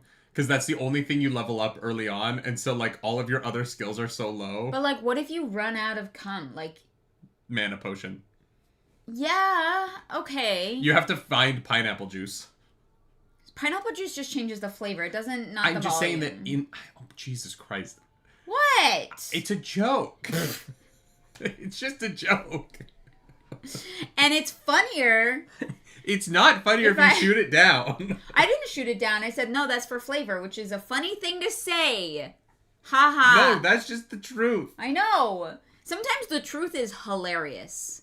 Okay. I just love how many jokes I tell that you're like, no, let's be real about how cum works. Let's be real. Obviously, pineapple juice doesn't make you immediately have more cum in real life. Apparently, there are pills, and this might be like a scam, but I've seen ads where you take pills and it increases the volume of your load, because I guess some people are into that. And so if you had those in the dungeon,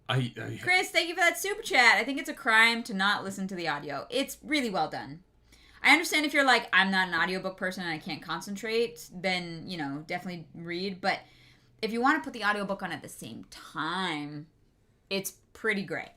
I do think the audiobook for this is really... I think it is a good audiobook.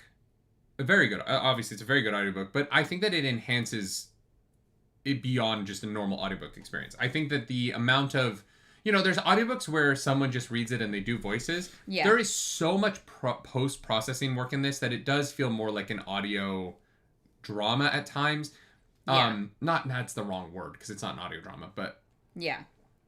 I do think there is artwork of the Goblin Boss Room in the Kickstarter edition of Book 1. Some of the babies are pretty cute. That's so funny. Oh, my. Oh, yeah. We have this version... because this was the only version our local... It still has the 20% off. So we just picked it up at Indigo. But we like this book enough. We'll probably find like a nicer copy of the book as well. But we wanted to have this for book club so that we could reference it. But yeah, I will say like the amount of post-processing work that has gone into this, it's a really impressive effort, and I think the audiobook is really, really quite special and quite worth it. Yeah, seriously. Yeah. So they go to a room where they get some experience cookies. Yeah.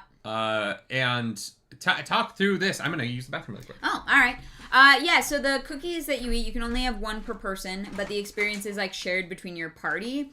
And there's like a visual representation that pops up, which is going to be very important later, of eating the experience cookie. Donut gets another spell, which is great.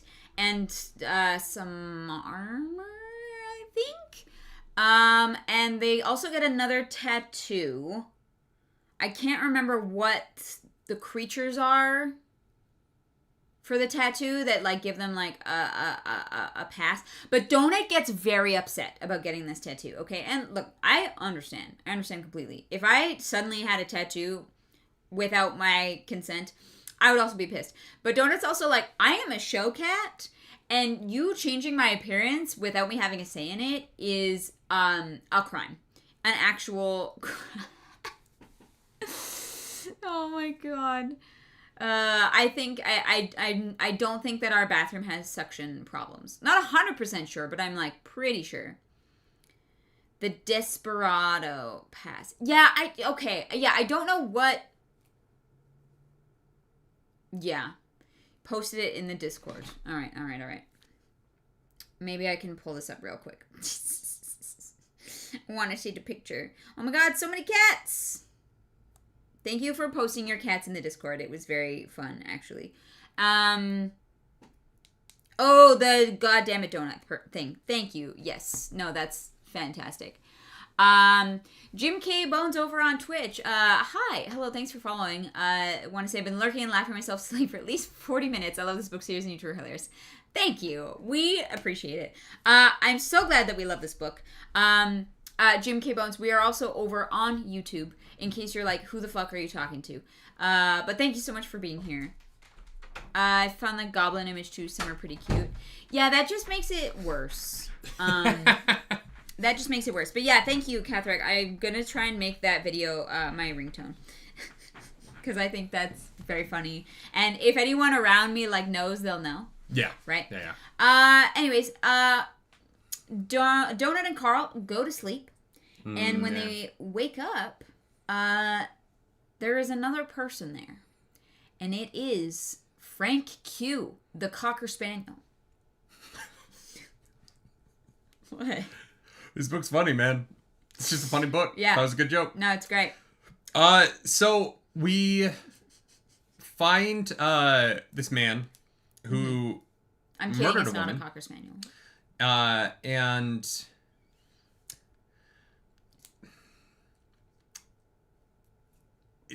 it's not funny. It's like, it's weird, right? Right. He works for ICE.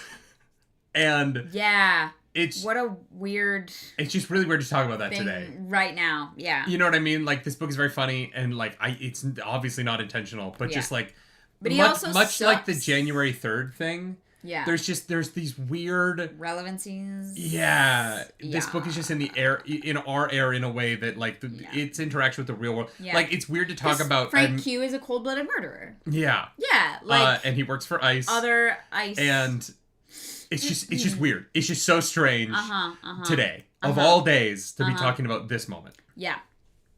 You know what I mean? Yeah. It's just I don't know, man. Yeah. Donut, being very naive and not having a lot of lived experiences as a creature with the intelligence that she has, falls for his story immediately. It's like, wow, you poor man. Oh, you American hero. Yeah, that's so crazy. Because his story is that he was on a job. Yes. And that the Rebecca that he killed was like a person like a human trafficker. Yes, from the job. The story's very elaborate. The story involves them trying to break up a human trafficking ring at 2:30 in the morning in Seattle. And wait, was it Seattle? Yeah. Oh, okay. All these people are from Seattle. Couldn't remember. Sorry. Everyone we meet is from Seattle, because they literally are like mapping Seattle underground. And the nursery is like a place just outside of Seattle. All of this is Seattle. It gets smaller and smaller and smaller. But this first floor is right. And that they started a firefight, and that the firefight ended up going down into the dungeons. Yes. And they hunted this woman thinking that they were doing the right thing. It's wild. Yes. It is a wild story. And Carl's like, that's bullshit. Sus. Yeah, I call First bullshit. Of all, you can't have... The reasons why he figures out that it didn't work are really smart. Great. The cookie is one of them, right? He eats a cookie and it shares his experience, meaning that he has another person in his party. Which I thought, because we reacted to this, or did we react to this? Yes, you thought that Donut was going to... I thought that... had already added him to their party, but that would have split it into 3. So... Well, but it might, because it's only 0.2% of the 10 experience that gets shared. So I thought maybe like that 0.2 had been shifted off, but... Oh, I see what you're saying. Yeah. So that, but also the like...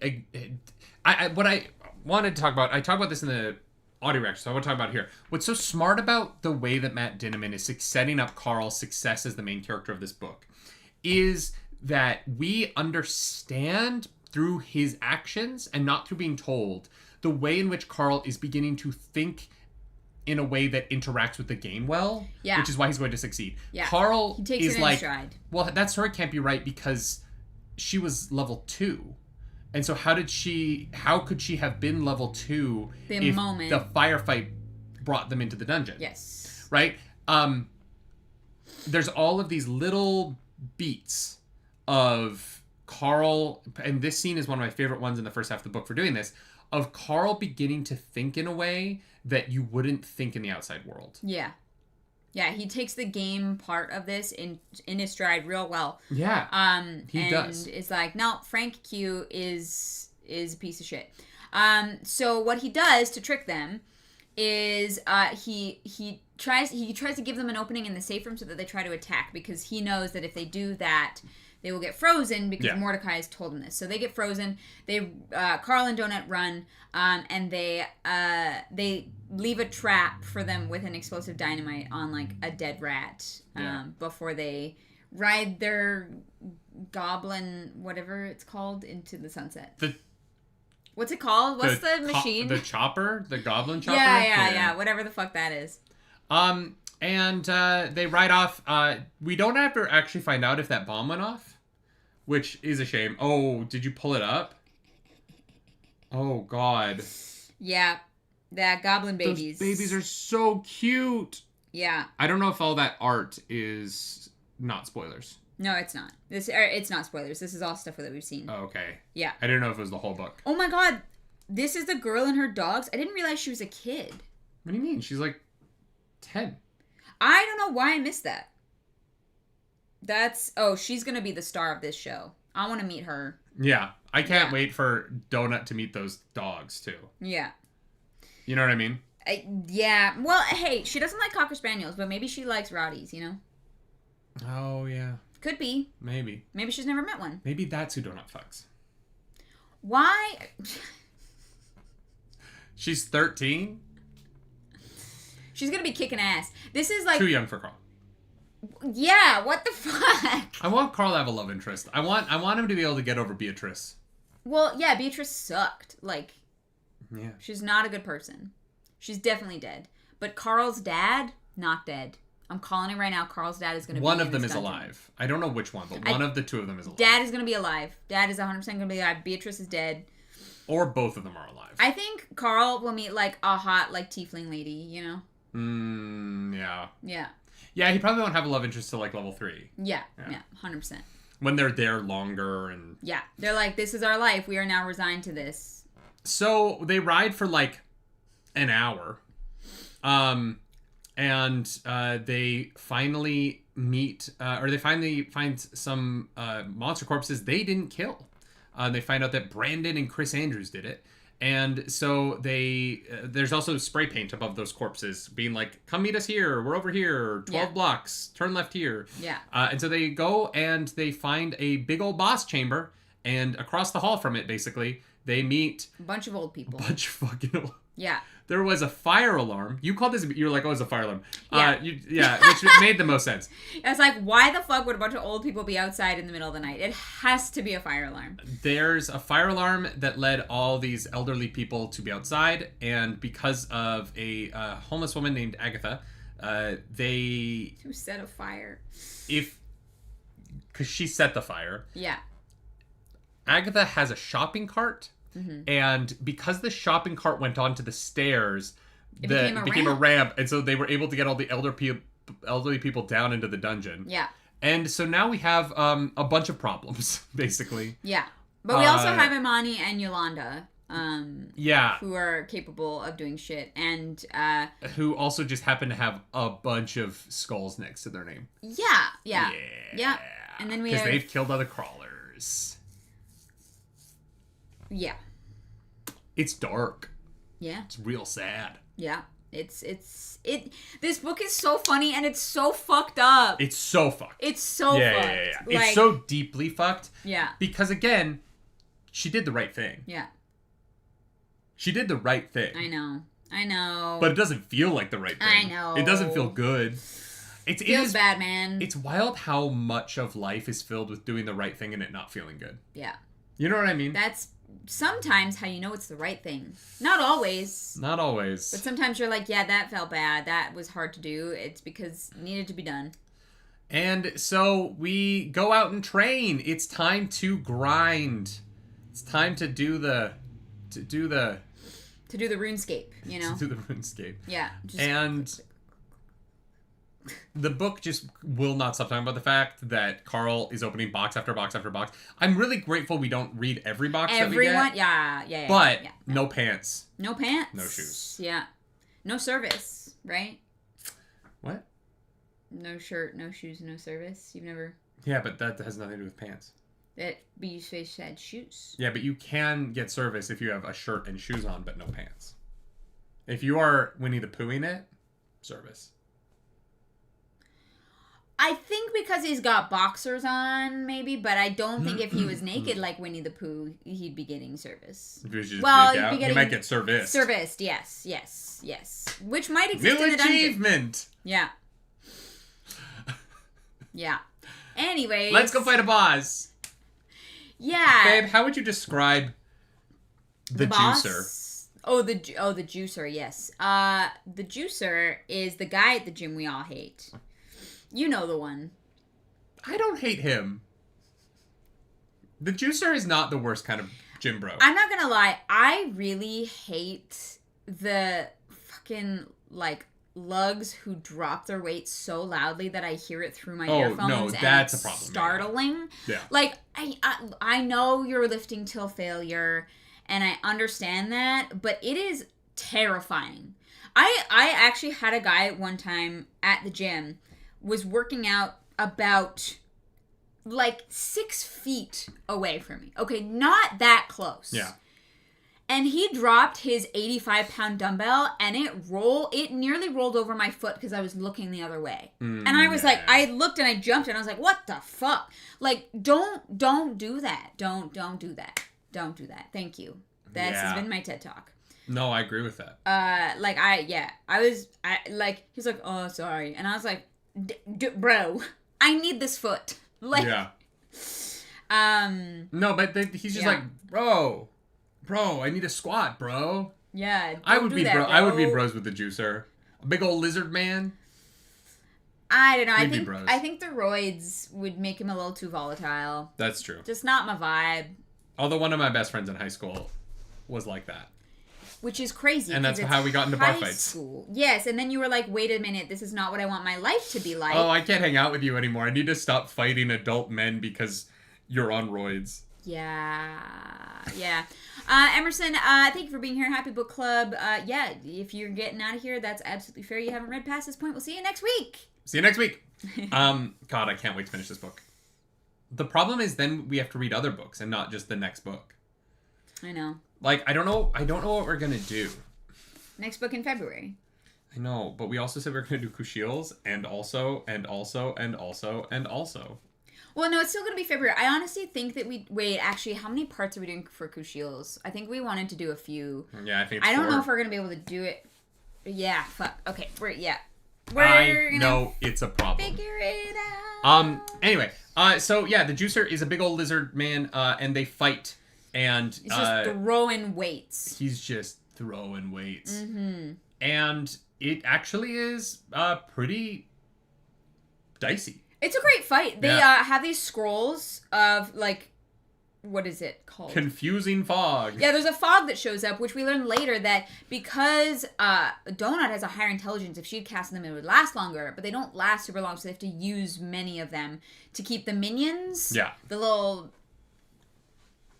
lizard thingies. Troglodytes. Yeah, they got to keep those at bay. Because otherwise, it kind of probably would have gotten like swarmed. I really like the magic system of if your intelligence is higher, the scrolls are more useful. Yeah. I sometimes find a wizard can cast fireball, and also like a barbarian can cast fireball from a scroll, and it does the same thing. Yeah. But I'm like, oh no, like someone who is like more attuned to magic can use the scroll better. Yeah. Is very interesting to me, and I like that as a system for this book. Yeah. Yeah. Yeah, I think it's great. And the more complex the system becomes, the more I'm excited to see how Carl and Donut take it into account, right? Because Carl very, very clearly has a grasp on this system, and I'm looking forward to seeing how they use it to their advantage, right? And some of the AI announcements at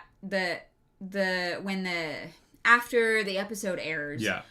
Is them like patching silly bugs and glitches and things that people have used in the way that they're not supposed to. Yeah, the AI makes a big deal of like, hey, if you have an exploit, don't expect it to work forever. Exactly, which is very fun. Like the game gets patched, which is fantastic. Mm-hmm. Yeah, it was. Yeah. No, this was. And Bryce says this is part of my problem. I think my brain switched off during this fight, and I got to the end and realized I couldn't remember anything that had actually happened in it. You got the scroll of confusing fog. They used it on you. It's very understandable. Yeah. That's good. Yeah, that's good, man. So I actually just realized book 8 comes out in May. Yeah, that's what I said, and I said we're not going to get to book 8 by May. I literally said that. But we could. How? Literally, how? These books only get bigger, other than book 2. But we could. Mathematically, how? Please explain this to the class.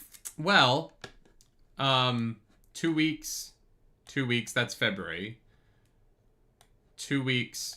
3 weeks, that's March, first week of April. 3 weeks, that's May. 3 weeks, and then we get to Parade of Horribles at the end of May. We just wouldn't cover any other books. And what about our travel? We're not traveling that much. We're only traveling 1 week at the end of January. We're missing a week in February. That's it. Well, we had talked about, like, maybe doing a con in April, so... The audiobook will be after that date.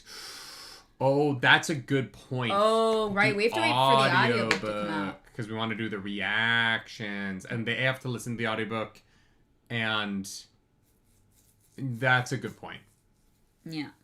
I wonder when the audiobook will come out. Hopefully not too long afterwards, but who knows. No, we're doing The Expanse, guys. No, we're not. Yeah. Read slowly so we get more book club. That's actually a good point, too. Well, yes. We don't really want to rush through these books. Or at least I don't. I don't either. I just want to keep reading them. I know. So, we kill the juicer, and he dies. Bro. And we're not doing Jordan Kahn pondering books, unfortunately. No. No, it's tough because we're just not, like, specifically Wheel of Time people. And I think it, as fun as it would be, we are trying to travel a little bit less this year, which we're trying to be very intentional about going to cons based on... We also have a show we want to produce in, like, April. I know. So... I know. But if people are very interested in audiobook reactions to this, that might pay for that show, so... Yeah. I was like, do we try and kickstart it? But I don't know if we do. Oh, that's interesting. Anyway. Anyways, don't mind us. We're just having business talks.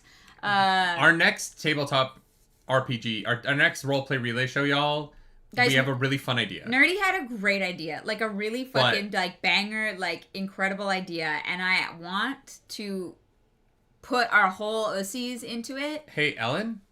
Fuck you. How dare you come on my channel and say that? So excited that we're reading this. How dare you come on my channel and say that, Ellen? we keep saying that. We do keep saying that, and I keep reminding Nerdy of this. But then Nerdy comes up with really good ideas. For podcast listeners, Ellen came in and said, remember how this was the year y'all were going to slow down a bit? Yeah. And I say to that, fuck you. Also, we will be done this book by the time we have D&D on the 19th, so we can talk about it. Yeah, we'll talk about it at D&D with you. Anyway, we beat the juicer. Carl steals literally every piece of loot imaginable. And if you can lift it for 4 seconds, it can go in the inventory. Put it in your inventory. And there is no weight max on the inventories, which I feel like is going to get patched later. No, they said last season they had a weight limit and people were just starving in the hallways. So they made a no weight limit so you can just carry as much food with you as possible, which I totally understand, right? They want people to use the items creatively. They want to show. They want to show. They don't want emaciated corpses crawling around the dungeon. Yeah, because just watching people starve to death is not fun. Yeah, that's not a fun activity. Yeah, but some people like that in video games, and I don't really get it. Like... That's not true. Frostpunk is fun. I take it back. Sometimes that is fun in video games. We go back to Mordecai. Donut has the puddle jumper skill now, spell.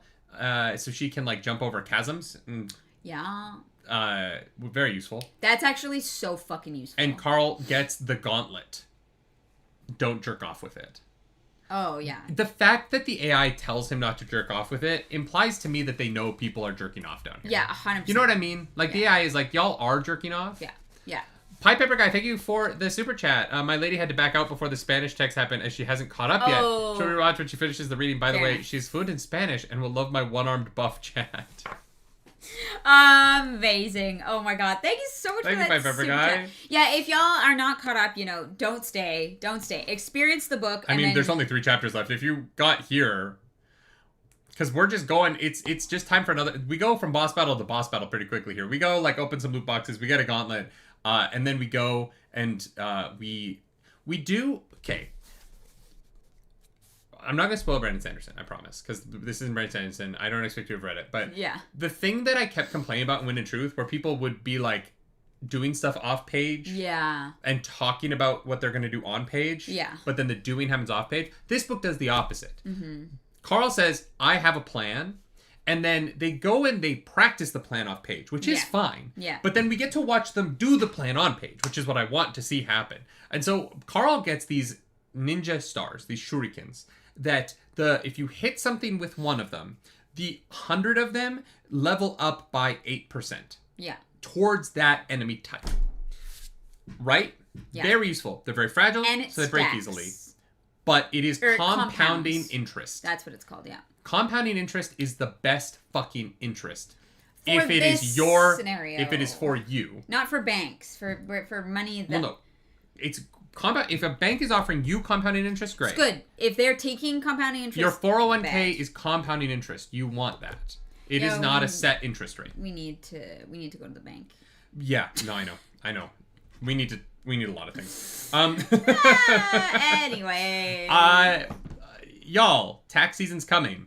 Who would like to give me money? My PayPal is nerdynightly@gmail.com. Okay, all right. No, if you're gonna give us money, just commission a fucking chapter. It's way more fun. No, there's too many. There's 11 this week. There's too many audiobooks. But it's fun, and the chapters are not that long, so it's like. I will watch the final episodes of Attack on Titan for $100 an episode. You could pay for me to get death threats. Stop trying to make fetch happen. I'm trying to pay my taxes. Jesus Christ. Are y'all still being audited? No, we paid the audit. No, the audit is done for the most part. We paid it. Have we ever said publicly how much that was? No, and I don't think we're going to.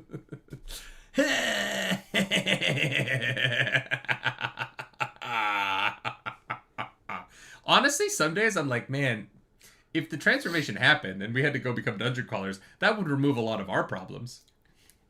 Sure, yeah, 100%. Whole new host of problems, but yeah. A whole new host of problems. We get rid of the stuff that we have today. Oh, swords are a business expense. That is absolutely correct. For us, they are, yeah. I got paid today. My credit card bill was as bad as the thought for December.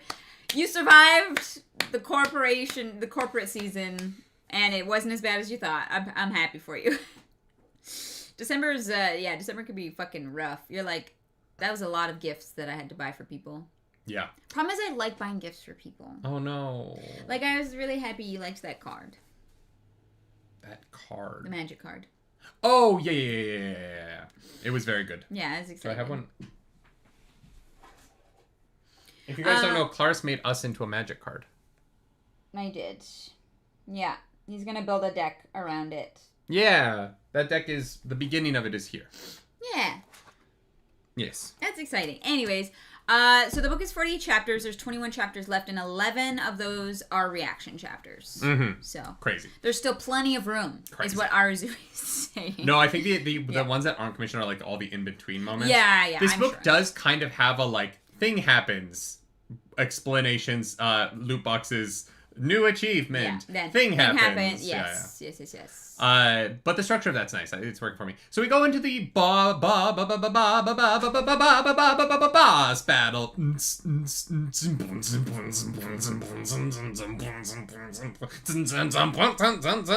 Get that piggy. Bow, bow, bow, bow, bow, bow. Piggy Wiggly. Bow, bow, bow. Oh, we learned gods This one went real. to market. What? We learned that gods aren't real, even though things in the dungeon like worship gods. The gods in the dungeon aren't real. Yeah. We don't know that God isn't real. Christian God. I mean, I know that God real. is not real, but Jesus Christ Superstar. Who are you? Just who the fuck do you think you are? Yeah. I thought that was the lyric until I did the show. Wait, really? Oh. Yeah, my whole life I thought the song was Jesus Christ Superstar. Just who the fuck did you think you are? Yeah. Yeah. I literally thought those were the lyrics. And then I was playing a very weirdly named priest number 3, even though because there's 3 important priests, and the first 2 of them have names, and then the third one is priest number 3, but he has a bunch of solos. It's very strange that he doesn't have a name. Yeah. Because there are real people in the Bible who could be... It could be, yeah. It's just very strange that his character name is priest number 3. Yeah. And I was doing the show, and I was listening to our Judas sing that song, and I was like, oh, I've been wrong about the lyrics of this song my whole life. Yeah. Yeah. Oopsie. Yeah. So, boss battle. We're going into this room. We haven't talked about the boss yet. Yes, we also some of the nurses and the technicians. Yeah. Of the elderly old folks home. The elderly old folks home. They came together. We built a plan. The plan is to build a modular speed bump to get the Piggly Wiggly big ball of swine flesh. Yes. That was orc tuskling piggly people. Yeah. Who were at an orgy. Yeah. So the way that and are wearing strap-ons. So the it's called a ball of swine, and the ball of swine is created by the stars aligning during an orgy between these people on this planet. And then the ball of swine was created and then immediately transported to the dungeon. And so they want the ball to hit the shurikens so that they all level up the shurikens by 8%, 8%, and then inside of this speed bump, our heroes have spears and shit that have the shurikens on the tips of them so that they can take the recently upgraded shurikens. As they're running in, as they're getting in place, Carl's also dropping like spike strips of the shurikens. Yeah. So we're just leveling up the shurikens like crazy. Yeah. And in doing so, we end up in a very claustrophobic space. Because Agatha decides to tag along even though she's not supposed to. Science Space, the card is Reninsari. That is the rules that they... It is. Yeah, I did make it a real card. It is a Reninsari proxy. Could be played. And so the big ball of swine flesh, God, it's gross. It's especially disgusting. When it's talking about like the faces in it. Yeah. And so the ball hits their structure, and even though they don't have room for the central pillar because Agatha fucking came in even though she wasn't supposed to, the ball hits and the stabbing begins. They're just showered in blood. The TV show version of this is going to be heinous to watch, but even worse to film. Those poor actors. Yeah. And look, I am putting my name in the ring for Dungeon Crawler Carl. We'll be pig orgy swine balls. No, I would like to be Carl. Well, yeah, I mean, ideally. I'd like to be Seth, Princess Donut, but like... Seth, I'm 6'4". All right? I'm the right height. I will do anything. Do we know anyone who knows... I am very comfortable with all the weird sexual shit that this show's going to have to get through. Yeah. He's been naked on film before. I've been naked on film before. So, no pants, no problem. Please at least let me die in the show. Does anyone... Please let me die in the show. Anyone have Seth on speed dial? The boys kind of go, oh, yeah. Are your feet pretty enough, nerdy? I don't know. Not right now. They're so dry.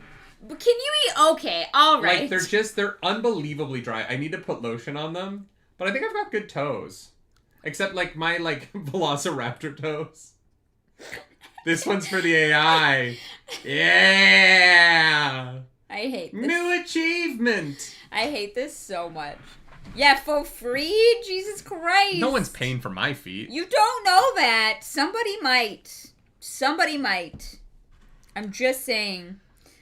Oh my God. This is the most embarrassed I've ever been on this show. That's saying something, because we've done some weird shit on this show. Yeah, I'm certain. Yeah, my feet are very dry. I need to do better. You might actually not be able to do that on Twitch. I would be careful. I'm dead serious. Wait, really? Yeah, Twitch has weird fucking rules. I'm gonna say we don't do that again until we know for sure. Because I would not be surprised. Can you not show feet on Twitch? I think it is absolutely possible that you cannot. Twitch is fucking weird. Can you show feet on TikTok is what pops up. I love that. Can you get banned for showing bare feet? Yes, you can show feet on Twitch as part of regular content, but it's a personal choice with risk. You must avoid sexualizing them or encouraging fetishistic behavior, as Twitch prohibits sexual content and inappropriate requests from viewers. Oh, so you can't show your feet if chat asks you to. Yes, you can only voluntarily show your feet, but if they ask, it's a problem.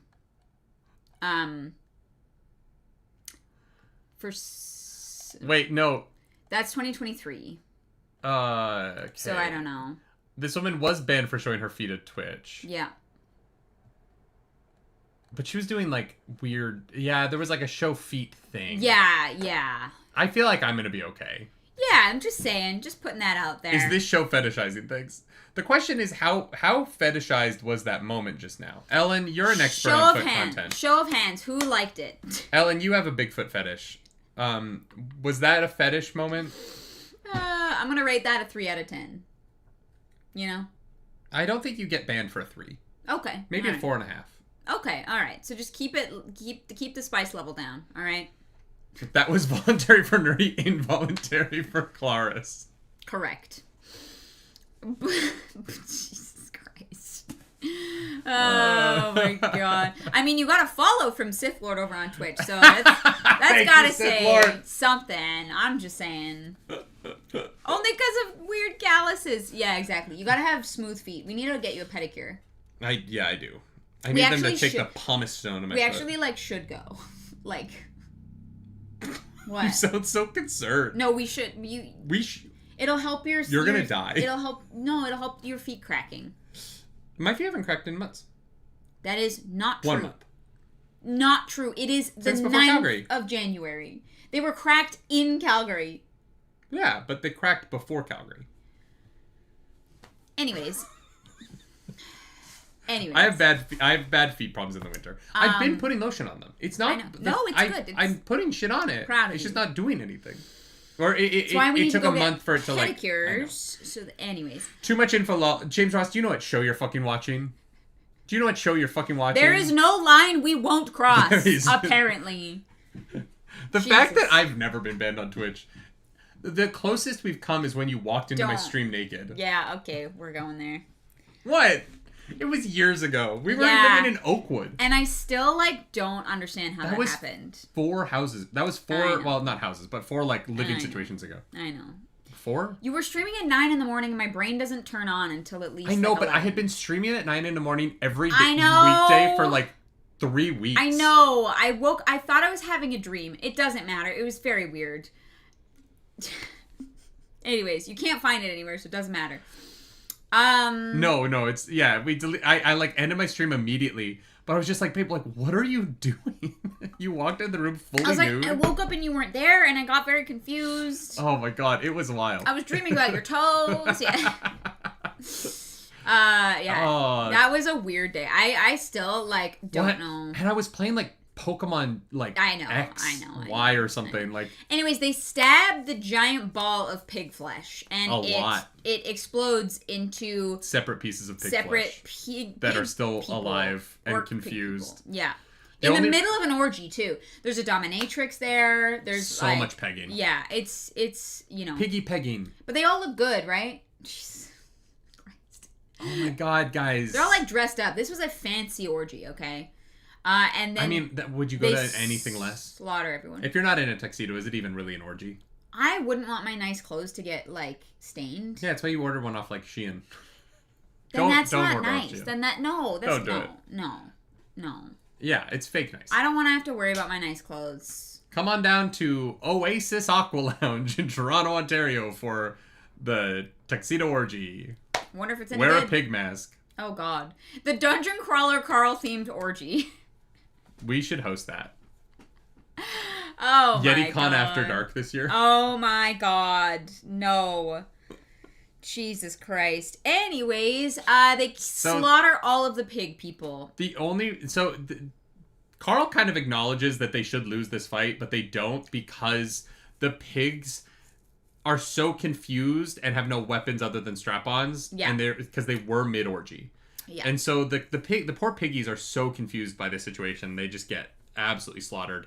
No one on our team dies. We get some level ups, and the stairs to the next floor are revealed to our heroes.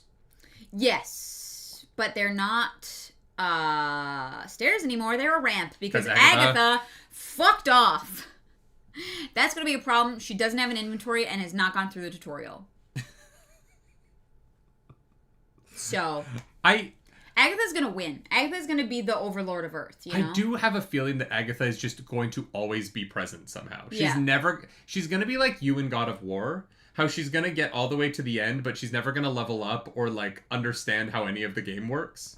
She just kind of is there at the end and then goes, oh, I could have done this the whole time? Yeah. Yeah. Mm-hmm. Why does she need an inventory? She has a shopping cart. That's her inventory, yeah.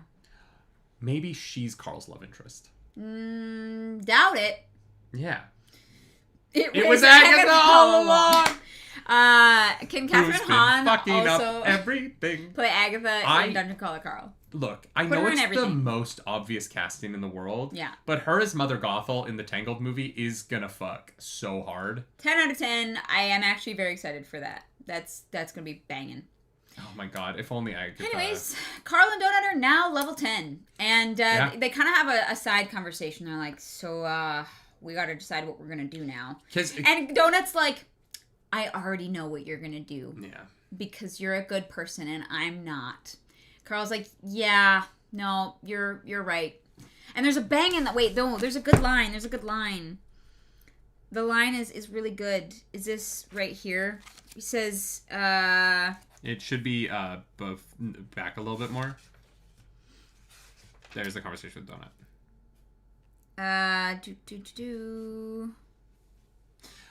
I told Clarice that I was like, I would leave the elderly people immediately because I would be like, I know they're going to die. I cannot keep them alive. Yeah. Not my monkeys, not my circus. You know what I mean? I'd be like, hey, this sucks for you. I'm so sorry. We're going to go our separate ways, and I'm going to try not to think about this for the rest of my life. Yeah. But I don't want to actively watch these old people die. Yeah, yeah.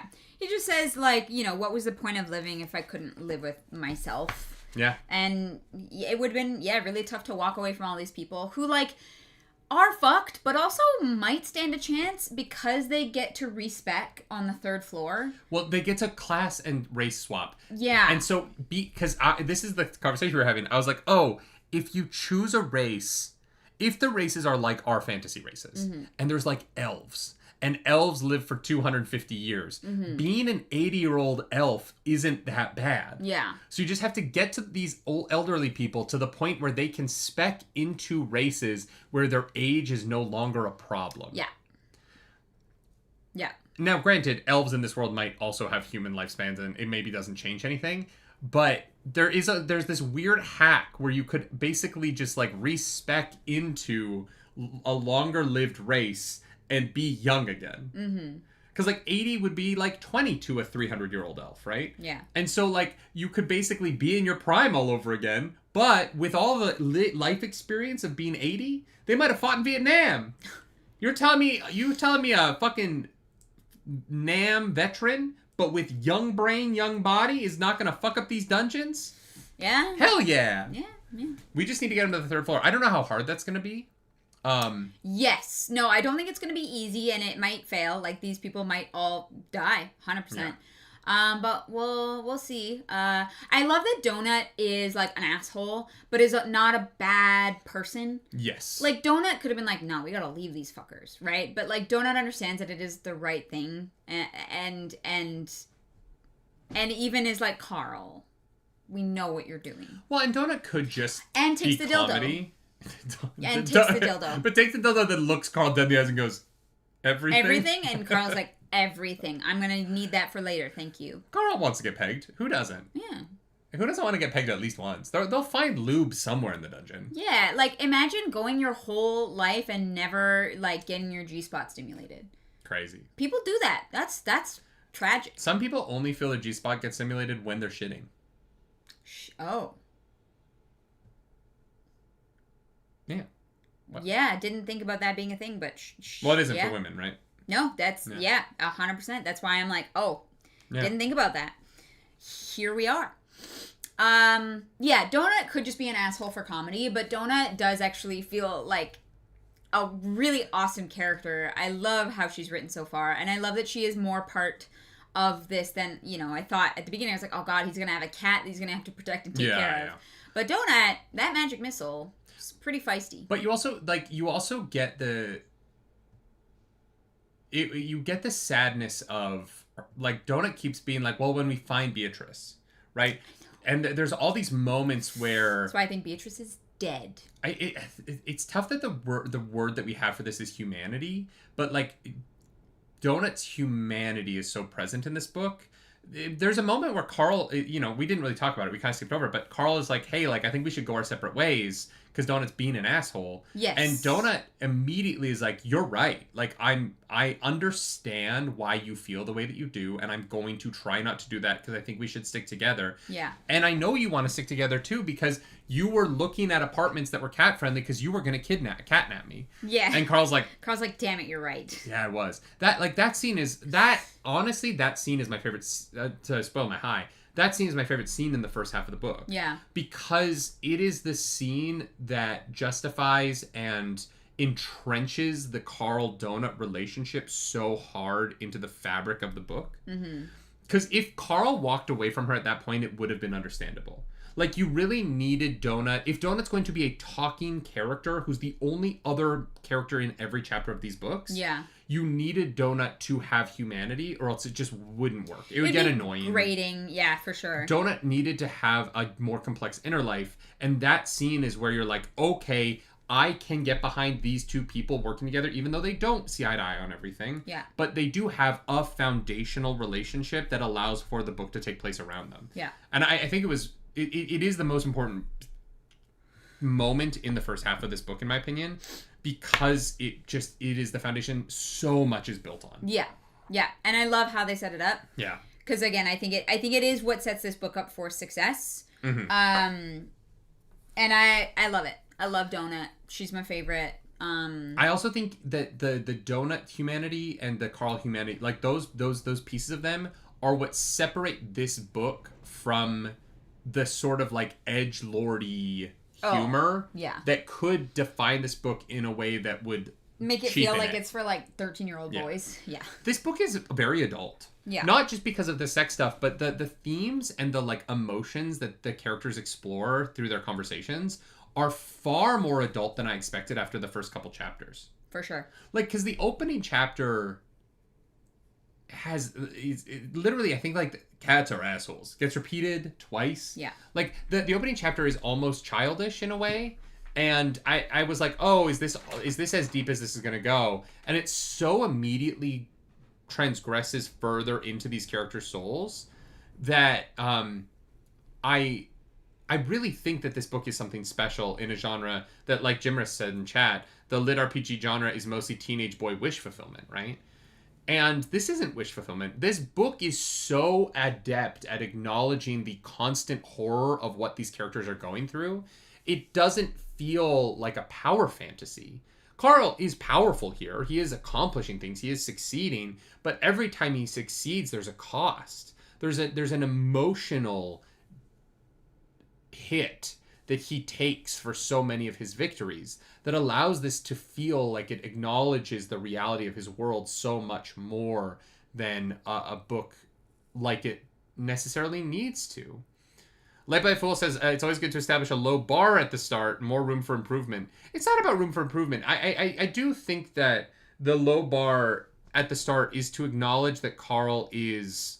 It's about acknowledging Carl's mental state, right? What kind of a man he is. We need to establish him as kind of simple. Not in a bad way, just he is...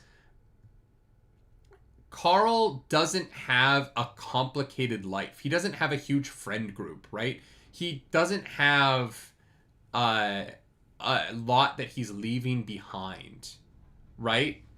And I think that there's really value in him being so alone. Because, you know, kind of going back to the Matt Dinniman conversation, where in our life conversation about how COVID really changed our life for the better, in a weird way that I feel guilty about sometimes. Carl's life is going to be more full through this story in a way that is going to cause him a lot of pain. And his loneliness is going to be eased by Donut in a way that is going to cause him pain because he didn't find that in the real world. And Carl, weirdly, is getting a second chance at life. Yeah. In the worst way possible. And that is so interesting. It's very telling that the only people that he thinks about on Earth, like back home, it's not like friends, it's not like people he was close to, it's his ex-girlfriend who cheated on him and his dad, who sounds like he was like the worst fucking person. There's right? the one friend that he's sad he's not going to see again, that he mentions one time, but they're not close enough that he's like devastated about it. Yeah, exactly. Yeah. He has like a drinking buddy, but not like a real friend. Yeah, no, it's without, you know, going through a laundry list, I feel like I have a pretty good grasp on the kind of person that Carl is. Yeah. Right? I think he's very well written. Yeah. I don't know, man. I think this book is... I think it's pretty brilliant. I think that enjoys the genre that it comes from, but also subverts it in a way that feels like it isn't sometimes it's not predictable. Well, and sometimes genre stuff like this, isekais and stuff, they can feel like they're mocking the genre that they're in, like they're making fun of it. They're like, oh, like, I know lit RPGs are dumb, but I wrote one. Yeah. Can be a vibe that you get from things. That's not what this book feels like at all. This book subverts the genre of lit RPG quite a bit through comedy, but it seems to revel in the lit RPG elements of the book. Yeah. And, like, understands why those are the tropes of the craft so deeply that it uses them well. Yeah. And I think that that's the way to do genre storytelling and be popular at it. I like, this book is succeeding because it is trading in on its understanding of where it comes from. Yeah.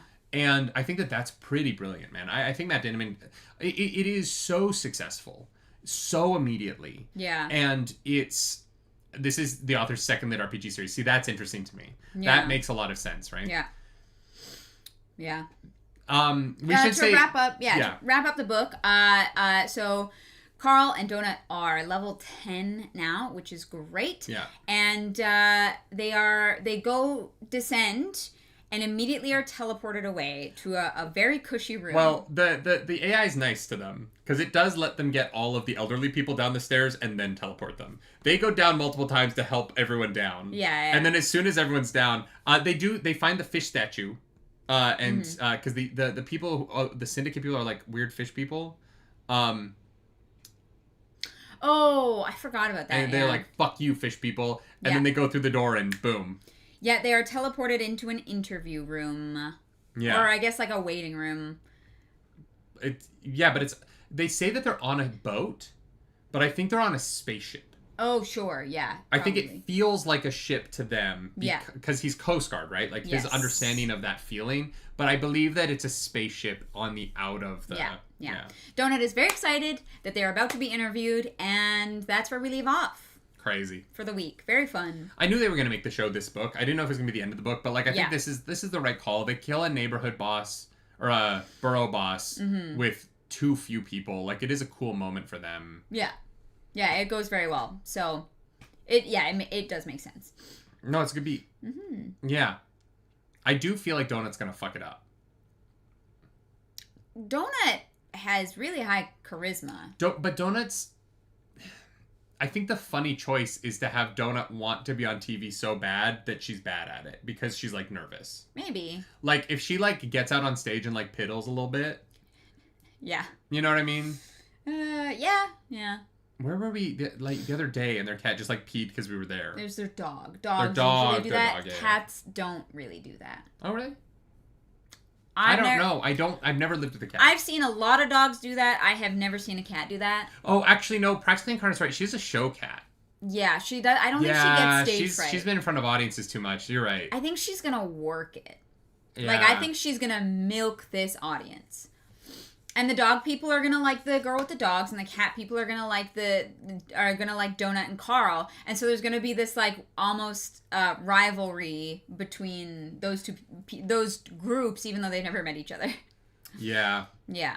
Tashke brings up a great point in chat here. Honestly, letting the lit RPG elements be more than just set dressing, talking about why this book succeeds, between Carl taking advantage of the system and the use of abstracted stats to make a point, like with the wisdom stat. We didn't talk about that, but the only stat that they can't see is their wisdom stat, because in previous seasons, they realized that being allowed to adjust your wisdom stat changed your personality too much.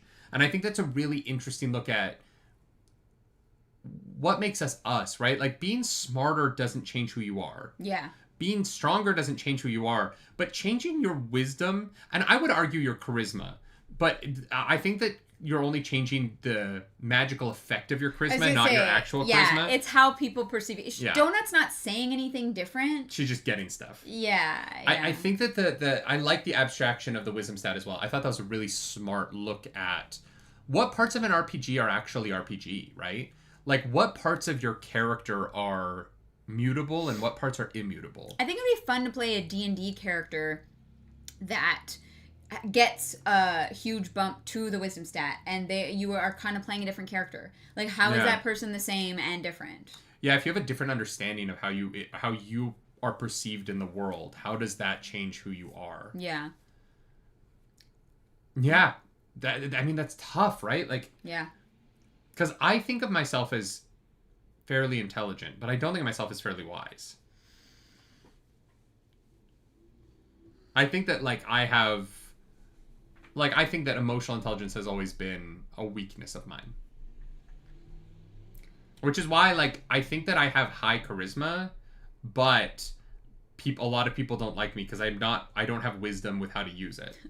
Okay. I can explain stuff, and I can speak in a way that is charismatic, but my wisdom stat kind of sucks, and so there's a lot of people who don't like me. If I had a high wisdom, I'd be unstoppable. But I'm kind of an idiot. But I'm not an idiot in that, I don't understand concepts. I can do math. You know what I mean? I intelligence in terms of, problem solving and understanding concepts, I am fairly adept at, but I don't have the wisdom to back that up with, how to interact with other people well. Yeah, I would also say that your intelligence is, higher because you take interest in things in the world around you. You learn things, you take things in, you retain them, you remember them, Sure, I'm not wise enough to take in things I actually need, though. Okay, all right, there you go. I just don't think I have a lot of wisdom. I think I got intelligence and charisma, and I'm a 6 wisdom. Yeah, I feel like I'm a fucking 5 intelligence. I'm lucky I graduated. 10 is average. You're average intelligence, but you're high wisdom, so you make up for it there. I don't know about high wisdom. I don't know. I think I'm that trying to compliment you, but you are also an idiot. I think that my intuition is pretty good, which I would consider a part of wisdom, but I don't think that means that my wisdom is high. The problem with your intuition is that you trust it too much. Maybe. Because I still believe I can divide by 0. I know. That's the problem. But that feels like an intelligence thing. You think... at least a D&D Commoner is all 8s. A D&D Commoner is all 10s. They don't have any minuses to anything. A D&D Commoner is 10 just across the board. Because that's 0, 0, 0, 0, 0. If you're an 8, you're a -1. D&D Commoners don't have a -1 to all stats. Yeah. I don't know. Right? I think that's true. Although it might depend on edition, so I don't know. No, you commit to your intuitions very hard, and sometimes you do it about things that you actually don't know anything about, but you're just I think this is how it works, and so I'm going to say that that's how it works, and I'm going to say that you're wrong, even if you do know more about that than I do. I don't know. I actually think most of the time I will be I've never learned about this subject, and I'm not going to pretend to know. I'm not really a fake it till you make it kind of person. When we talk about science and stuff, I'm I'm not going to pretend that I understand this at all. If you don't have any idea, I agree with you. But if you come up with an idea that feels good to you, you hard commit to it, no matter how based on facts it is. But I would only base it off of... if I had facts I'm saying that there are times when I say something that I objectively know to be true, and you go, no, that's not true. And I'm I objectively, I 100% know that I'm correct. And you are adamant that I am wrong until I prove you otherwise. I don't know. It is. It's not often, but there are just some times. It's just very funny to me because I will say something that I just that I will have just read, and you'll be no, that's not true, and I'm no, I know it is. I guess Divide by 0 is the best example because the internet has been telling you for a year that you're wrong about this, and you still believe that you are correct. Yeah, because I don't understand how it works, which is lower intelligence. I know, but you still believe that you're right. And I know that you think deep down that a mathematician will one day vindicate you and prove you correct. I know that that's what you think is going to happen. Guys, I'm playing the long game. For sure. 100%. It doesn't bug me that much, but there are just sometimes where I'm no, I know I'm right. I know, I'm just trying to think of an example, and I can't. I don't have an example off the top of my head. I can't comment on it. I know. It is sometimes you're so adamant about things, and it just cracks me up because I'm have you read that? And you're no, this is how. And I'm but I did read it. I know. Yeah, I normally won't comment on anything that I haven't, like, read or learned about or watched or anything like that. Because I'm like, there are a lot of people in Nine that I feel like definitely try and talk about things that they are not qualified to talk about. Oh, 100%. People don't... I tweeted this. I responded to someone on Twitter yesterday that they were like, I don't... Their tweet was like, I don't understand how Sinners lost this award to Marty Supreme when Marty Supreme has only been out for 2 weeks. And I just quote tweeted, it was like, it's amazing. People just talk about stuff they know nothing about. As if Marty Supreme has been in theaters for 2 weeks. Yeah. But Marty Supreme has been on the like festival circuit for months. Like, it's just... And the people who vote on that movie saw it forever ago. Like, it's just, they so deeply don't understand what they're talking about. And look, I haven't seen Marty Supreme, and Sinners is my favorite movie of the year. Like, I'm not, like, caping for Marty Supreme. But, like, your argument being that Marty Supreme's only been out for 2 weeks, so it shouldn't beat Sinners in an award show is just so, like... I'm like, that's just not how anything works. I'm pretty sure Twitter is mostly... low intelligence, low wisdom people. Or bots, right? Like, it's all dead internet theory at this point. Yeah. Anyways, loving this book. Super excited to keep talking about it. If you haven't read it, highly recommend it. We just spoiled the first half, but yeah. Also, I love the art of, like, the mouth and then the eye, and then the skulls are the nose. Like, whoever designed this cover is brilliant. And then there's a pineapple. Yeah, I don't get the pineapple thing. The goblins had pineapples on their spears. I know, but I thought that was going to end up being a swingers thing, and then it didn't end up being a swingers thing. No, yeah. This book is very good. It's really well written. It's so entertaining. Yeah. It just moves so fast. Every chapter has value.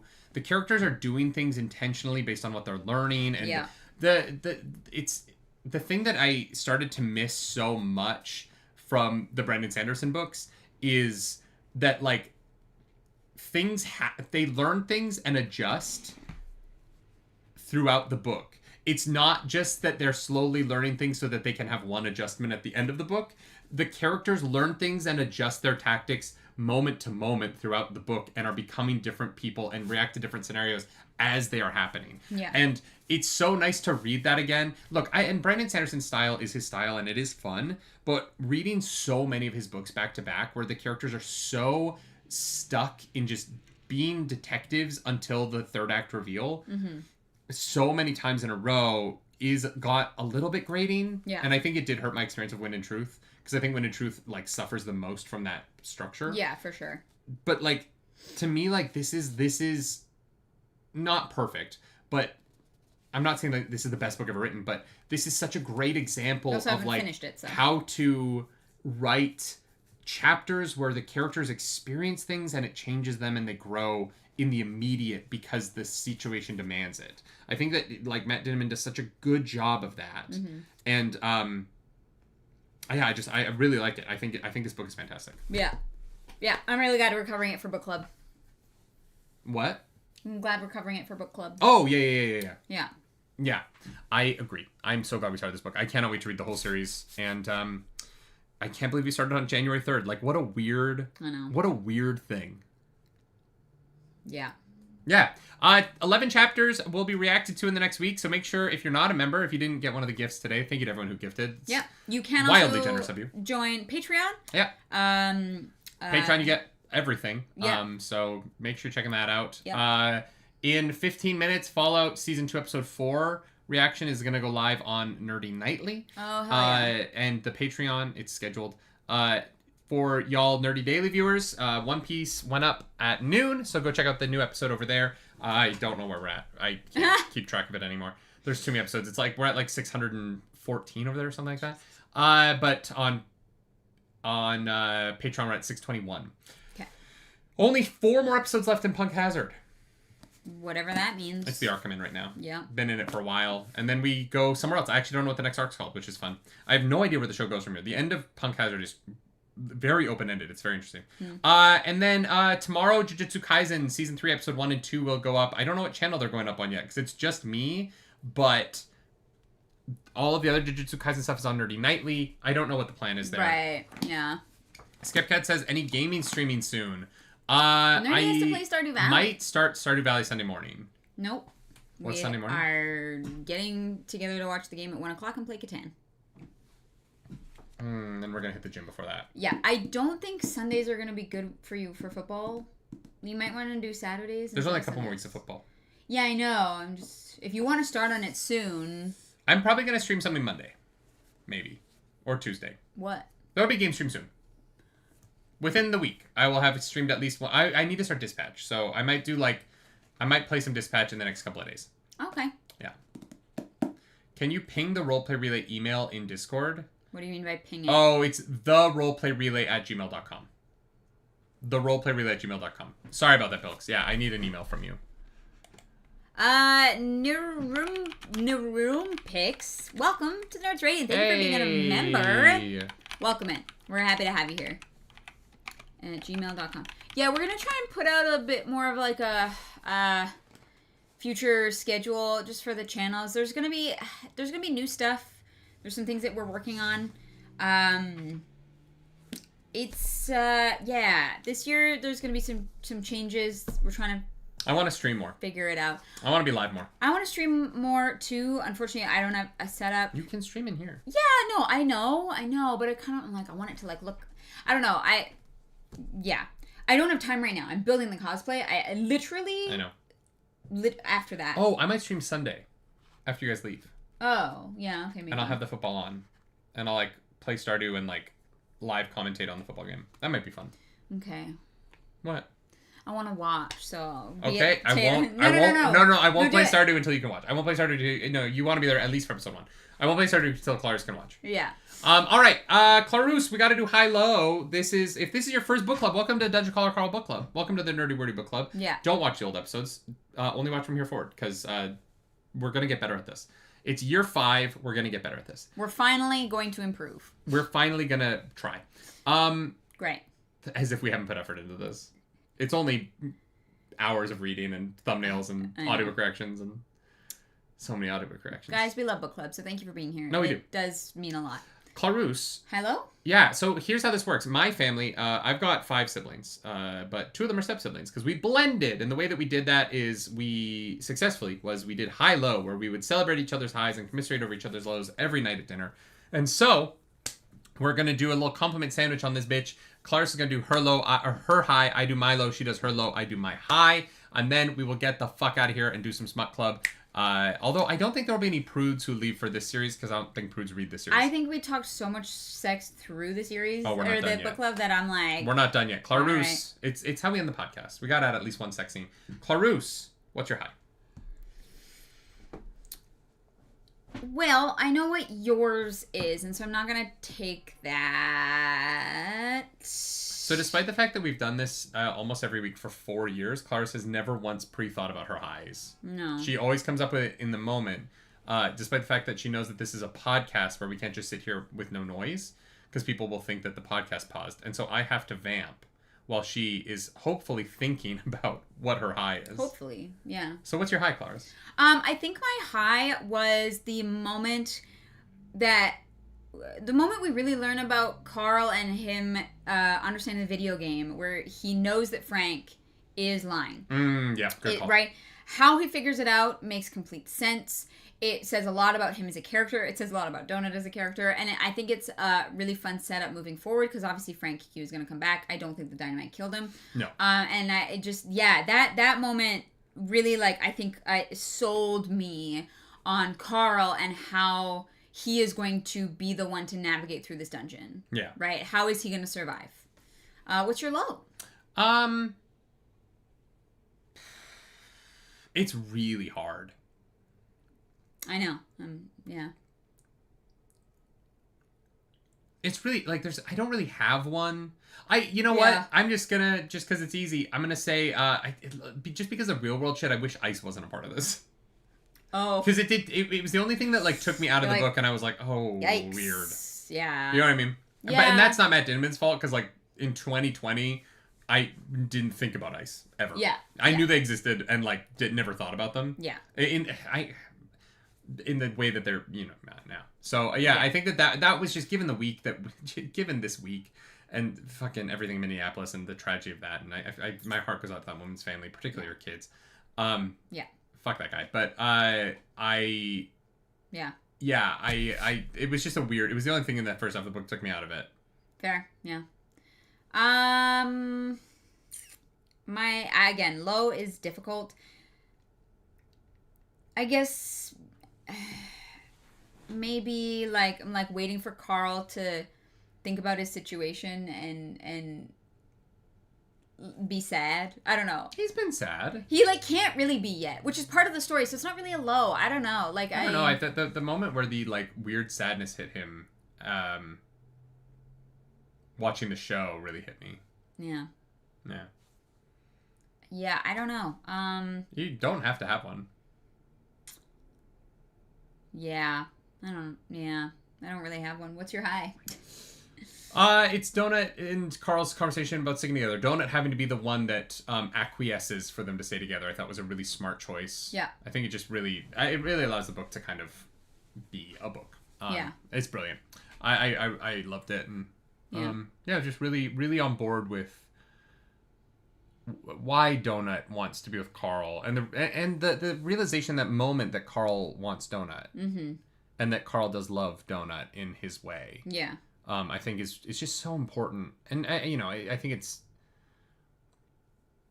it would have been so easy for Donut to just be a joke, and Donut isn't a joke. Donut is a real person, and I think that rocks.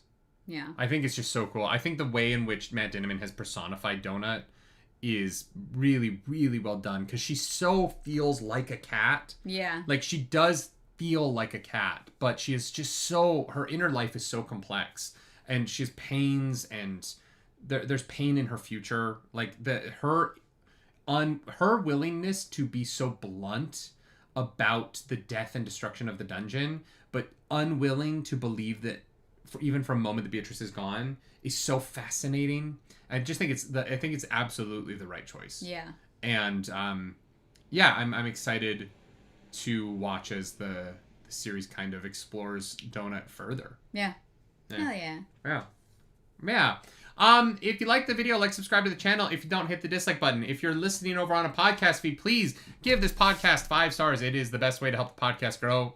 Apparently, I don't know. Yeah, if anyone just wasn't even on the podcast feed but wants to go over there and rate us 5 stars, it's really good. That'd be awesome. Yeah. That's kind of all of the things. If you code Claroos for gamer sets. CLAROOS, 10% off your order. It's delicious. I drank all of mine. I know. And now I have to pee again. Literally have this every day. I know. It's so good. We have a bajillion flavors. Yeah, it's my favorite thing to drink at the gym. Yeah. Yeah. Mm-hmm. Let's get into some Smut Corner. Do something nerdy night. Goodbye to the prudes. If you're a prude, I can't imagine watching a Dungeon Crawler Carl book club. The Wheel of Time prudes made sense, but this. Although even that had more spanking than this does. Yet.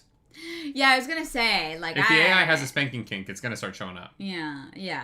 The AI might have a lot of kinks. It's probably very probably complex. Has all the kinks. All of them. Oh. Well, yeah, I think that, if you train an AI on human civilization, wouldn't it end up on all of the kinks?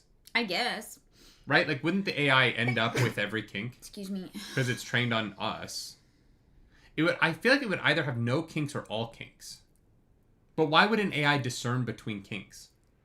It's, the AI's understanding of kink would only be that it is kink. The problem is everything can be a kink. And so, therefore, everything would be sexual, right? Oh, see, that's people think sneezing. So there's some people that get off to sneezing. Yeah. Right, and so I don't think the AI would be able to function if everything was a potential kink. Wow, DK Moon. What? It's a 5-star podcast when Nerdy likes the story. Oh, that cut me deep. Oh my god, it's fine. Nerdy's just gonna go cry. That cut me real deep. Because you're right. And I know you're right. Oh my god. That's the fucked up thing, is I know that you're correct. Look, it's fun when we're having fun, okay? Oh, Horrible, thank you so much for the super chat! Prude Corner. If you could censor one scene in this book, which one would it be and how? Ooh. I would have made Rebecca W's body not nude, because you can't be if I was the AI, I would be like, you can't be forcibly nude in the dungeon. Oh, okay. You can only be nude by consent. Because it just opens up some weird shit that I don't. Well, the AI feed thing does open up some shit for Carl that I was like, I wonder if we're going to get into this. And I think we're going to get into this. If I could censor one scene in this. Yeah, I would just have it so that you have to consent to be naked on camera. Well, but then again, I'm against AI taking people's clothes off on Twitter, so... Yeah, as we all should be.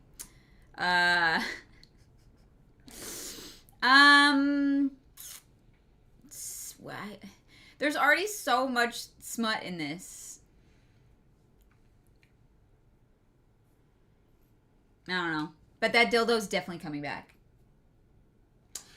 Serafina says, how are you liking Mordecai as a character? I think he's deeply fascinating. Like, he's got so much pain. Yeah. And... She's like, this is my last ride, y'all. Just be like, it's not worth it. It was so interesting. Yeah. And... like, what does it mean for him to be free? You know what I mean? Like, what, how does he go live in the Syndicate after everything that's done to him? Yeah. Honestly, like, this is a series where I'd be really interested in that book.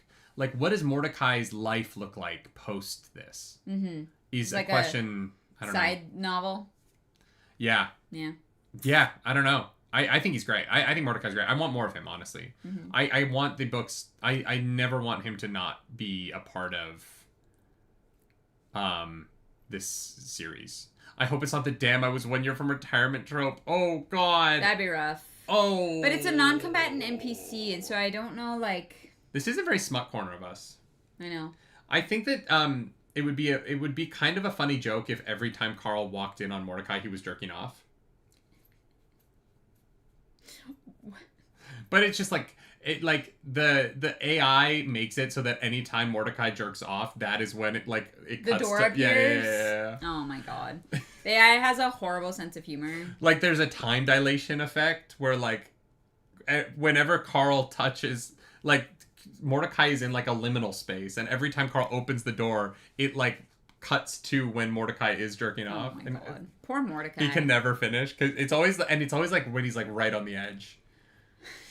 I'm on the edge. All right. Glory. Thanks for being here, y'all. And I'm hanging on a moment with you. I'm on the edge, the edge, the edge, the edge, the edge, the edge, the edge of glory. The Pied Piper Guy, thank you for that super chat as we bop out of here. So glad you're sharing this with us. I'll do my best to get you guys to Houston Ren Fair this year. Plan is post a spur of the moment, hoping it will be a pleasure, fun, and content. I've heard great things about. Is it Houston? When is Houston's Ren Fair? It's months. Oh, it's like the LA one that just goes. Yeah, they like run for like months. A lot of Ren Fairs run for like several weeks or months at a time. We're going to Ren Fair in a month. Yeah, we're gonna be at the Arizona Ren the Phoenix Ren. I can't remember what it's called. Yeah, Phoenix Ren Fair. First week of. In February. Yeah, so we're stoked for that. Yeah, we're going to be at Ren Fair. Can't wait. Y'all, we will let you know more about that, more about other cons we're going to be doing later. Thank you so much for an incredible book club. And I hope you all go to sleep at night tonight thinking about Carl and Donut hooking up. You're welcome. Don't worry. No, Donut's on top. Oh my God. Donut pegs Carl. With the strap on. May 12th, 2026. The next Dungeon Carl book is coming, and it starts with Donut pegging the fuck out of Carl. And I hope you're ready for that. Do something nerdy tonight. Thank you, mods. Bye. Bye.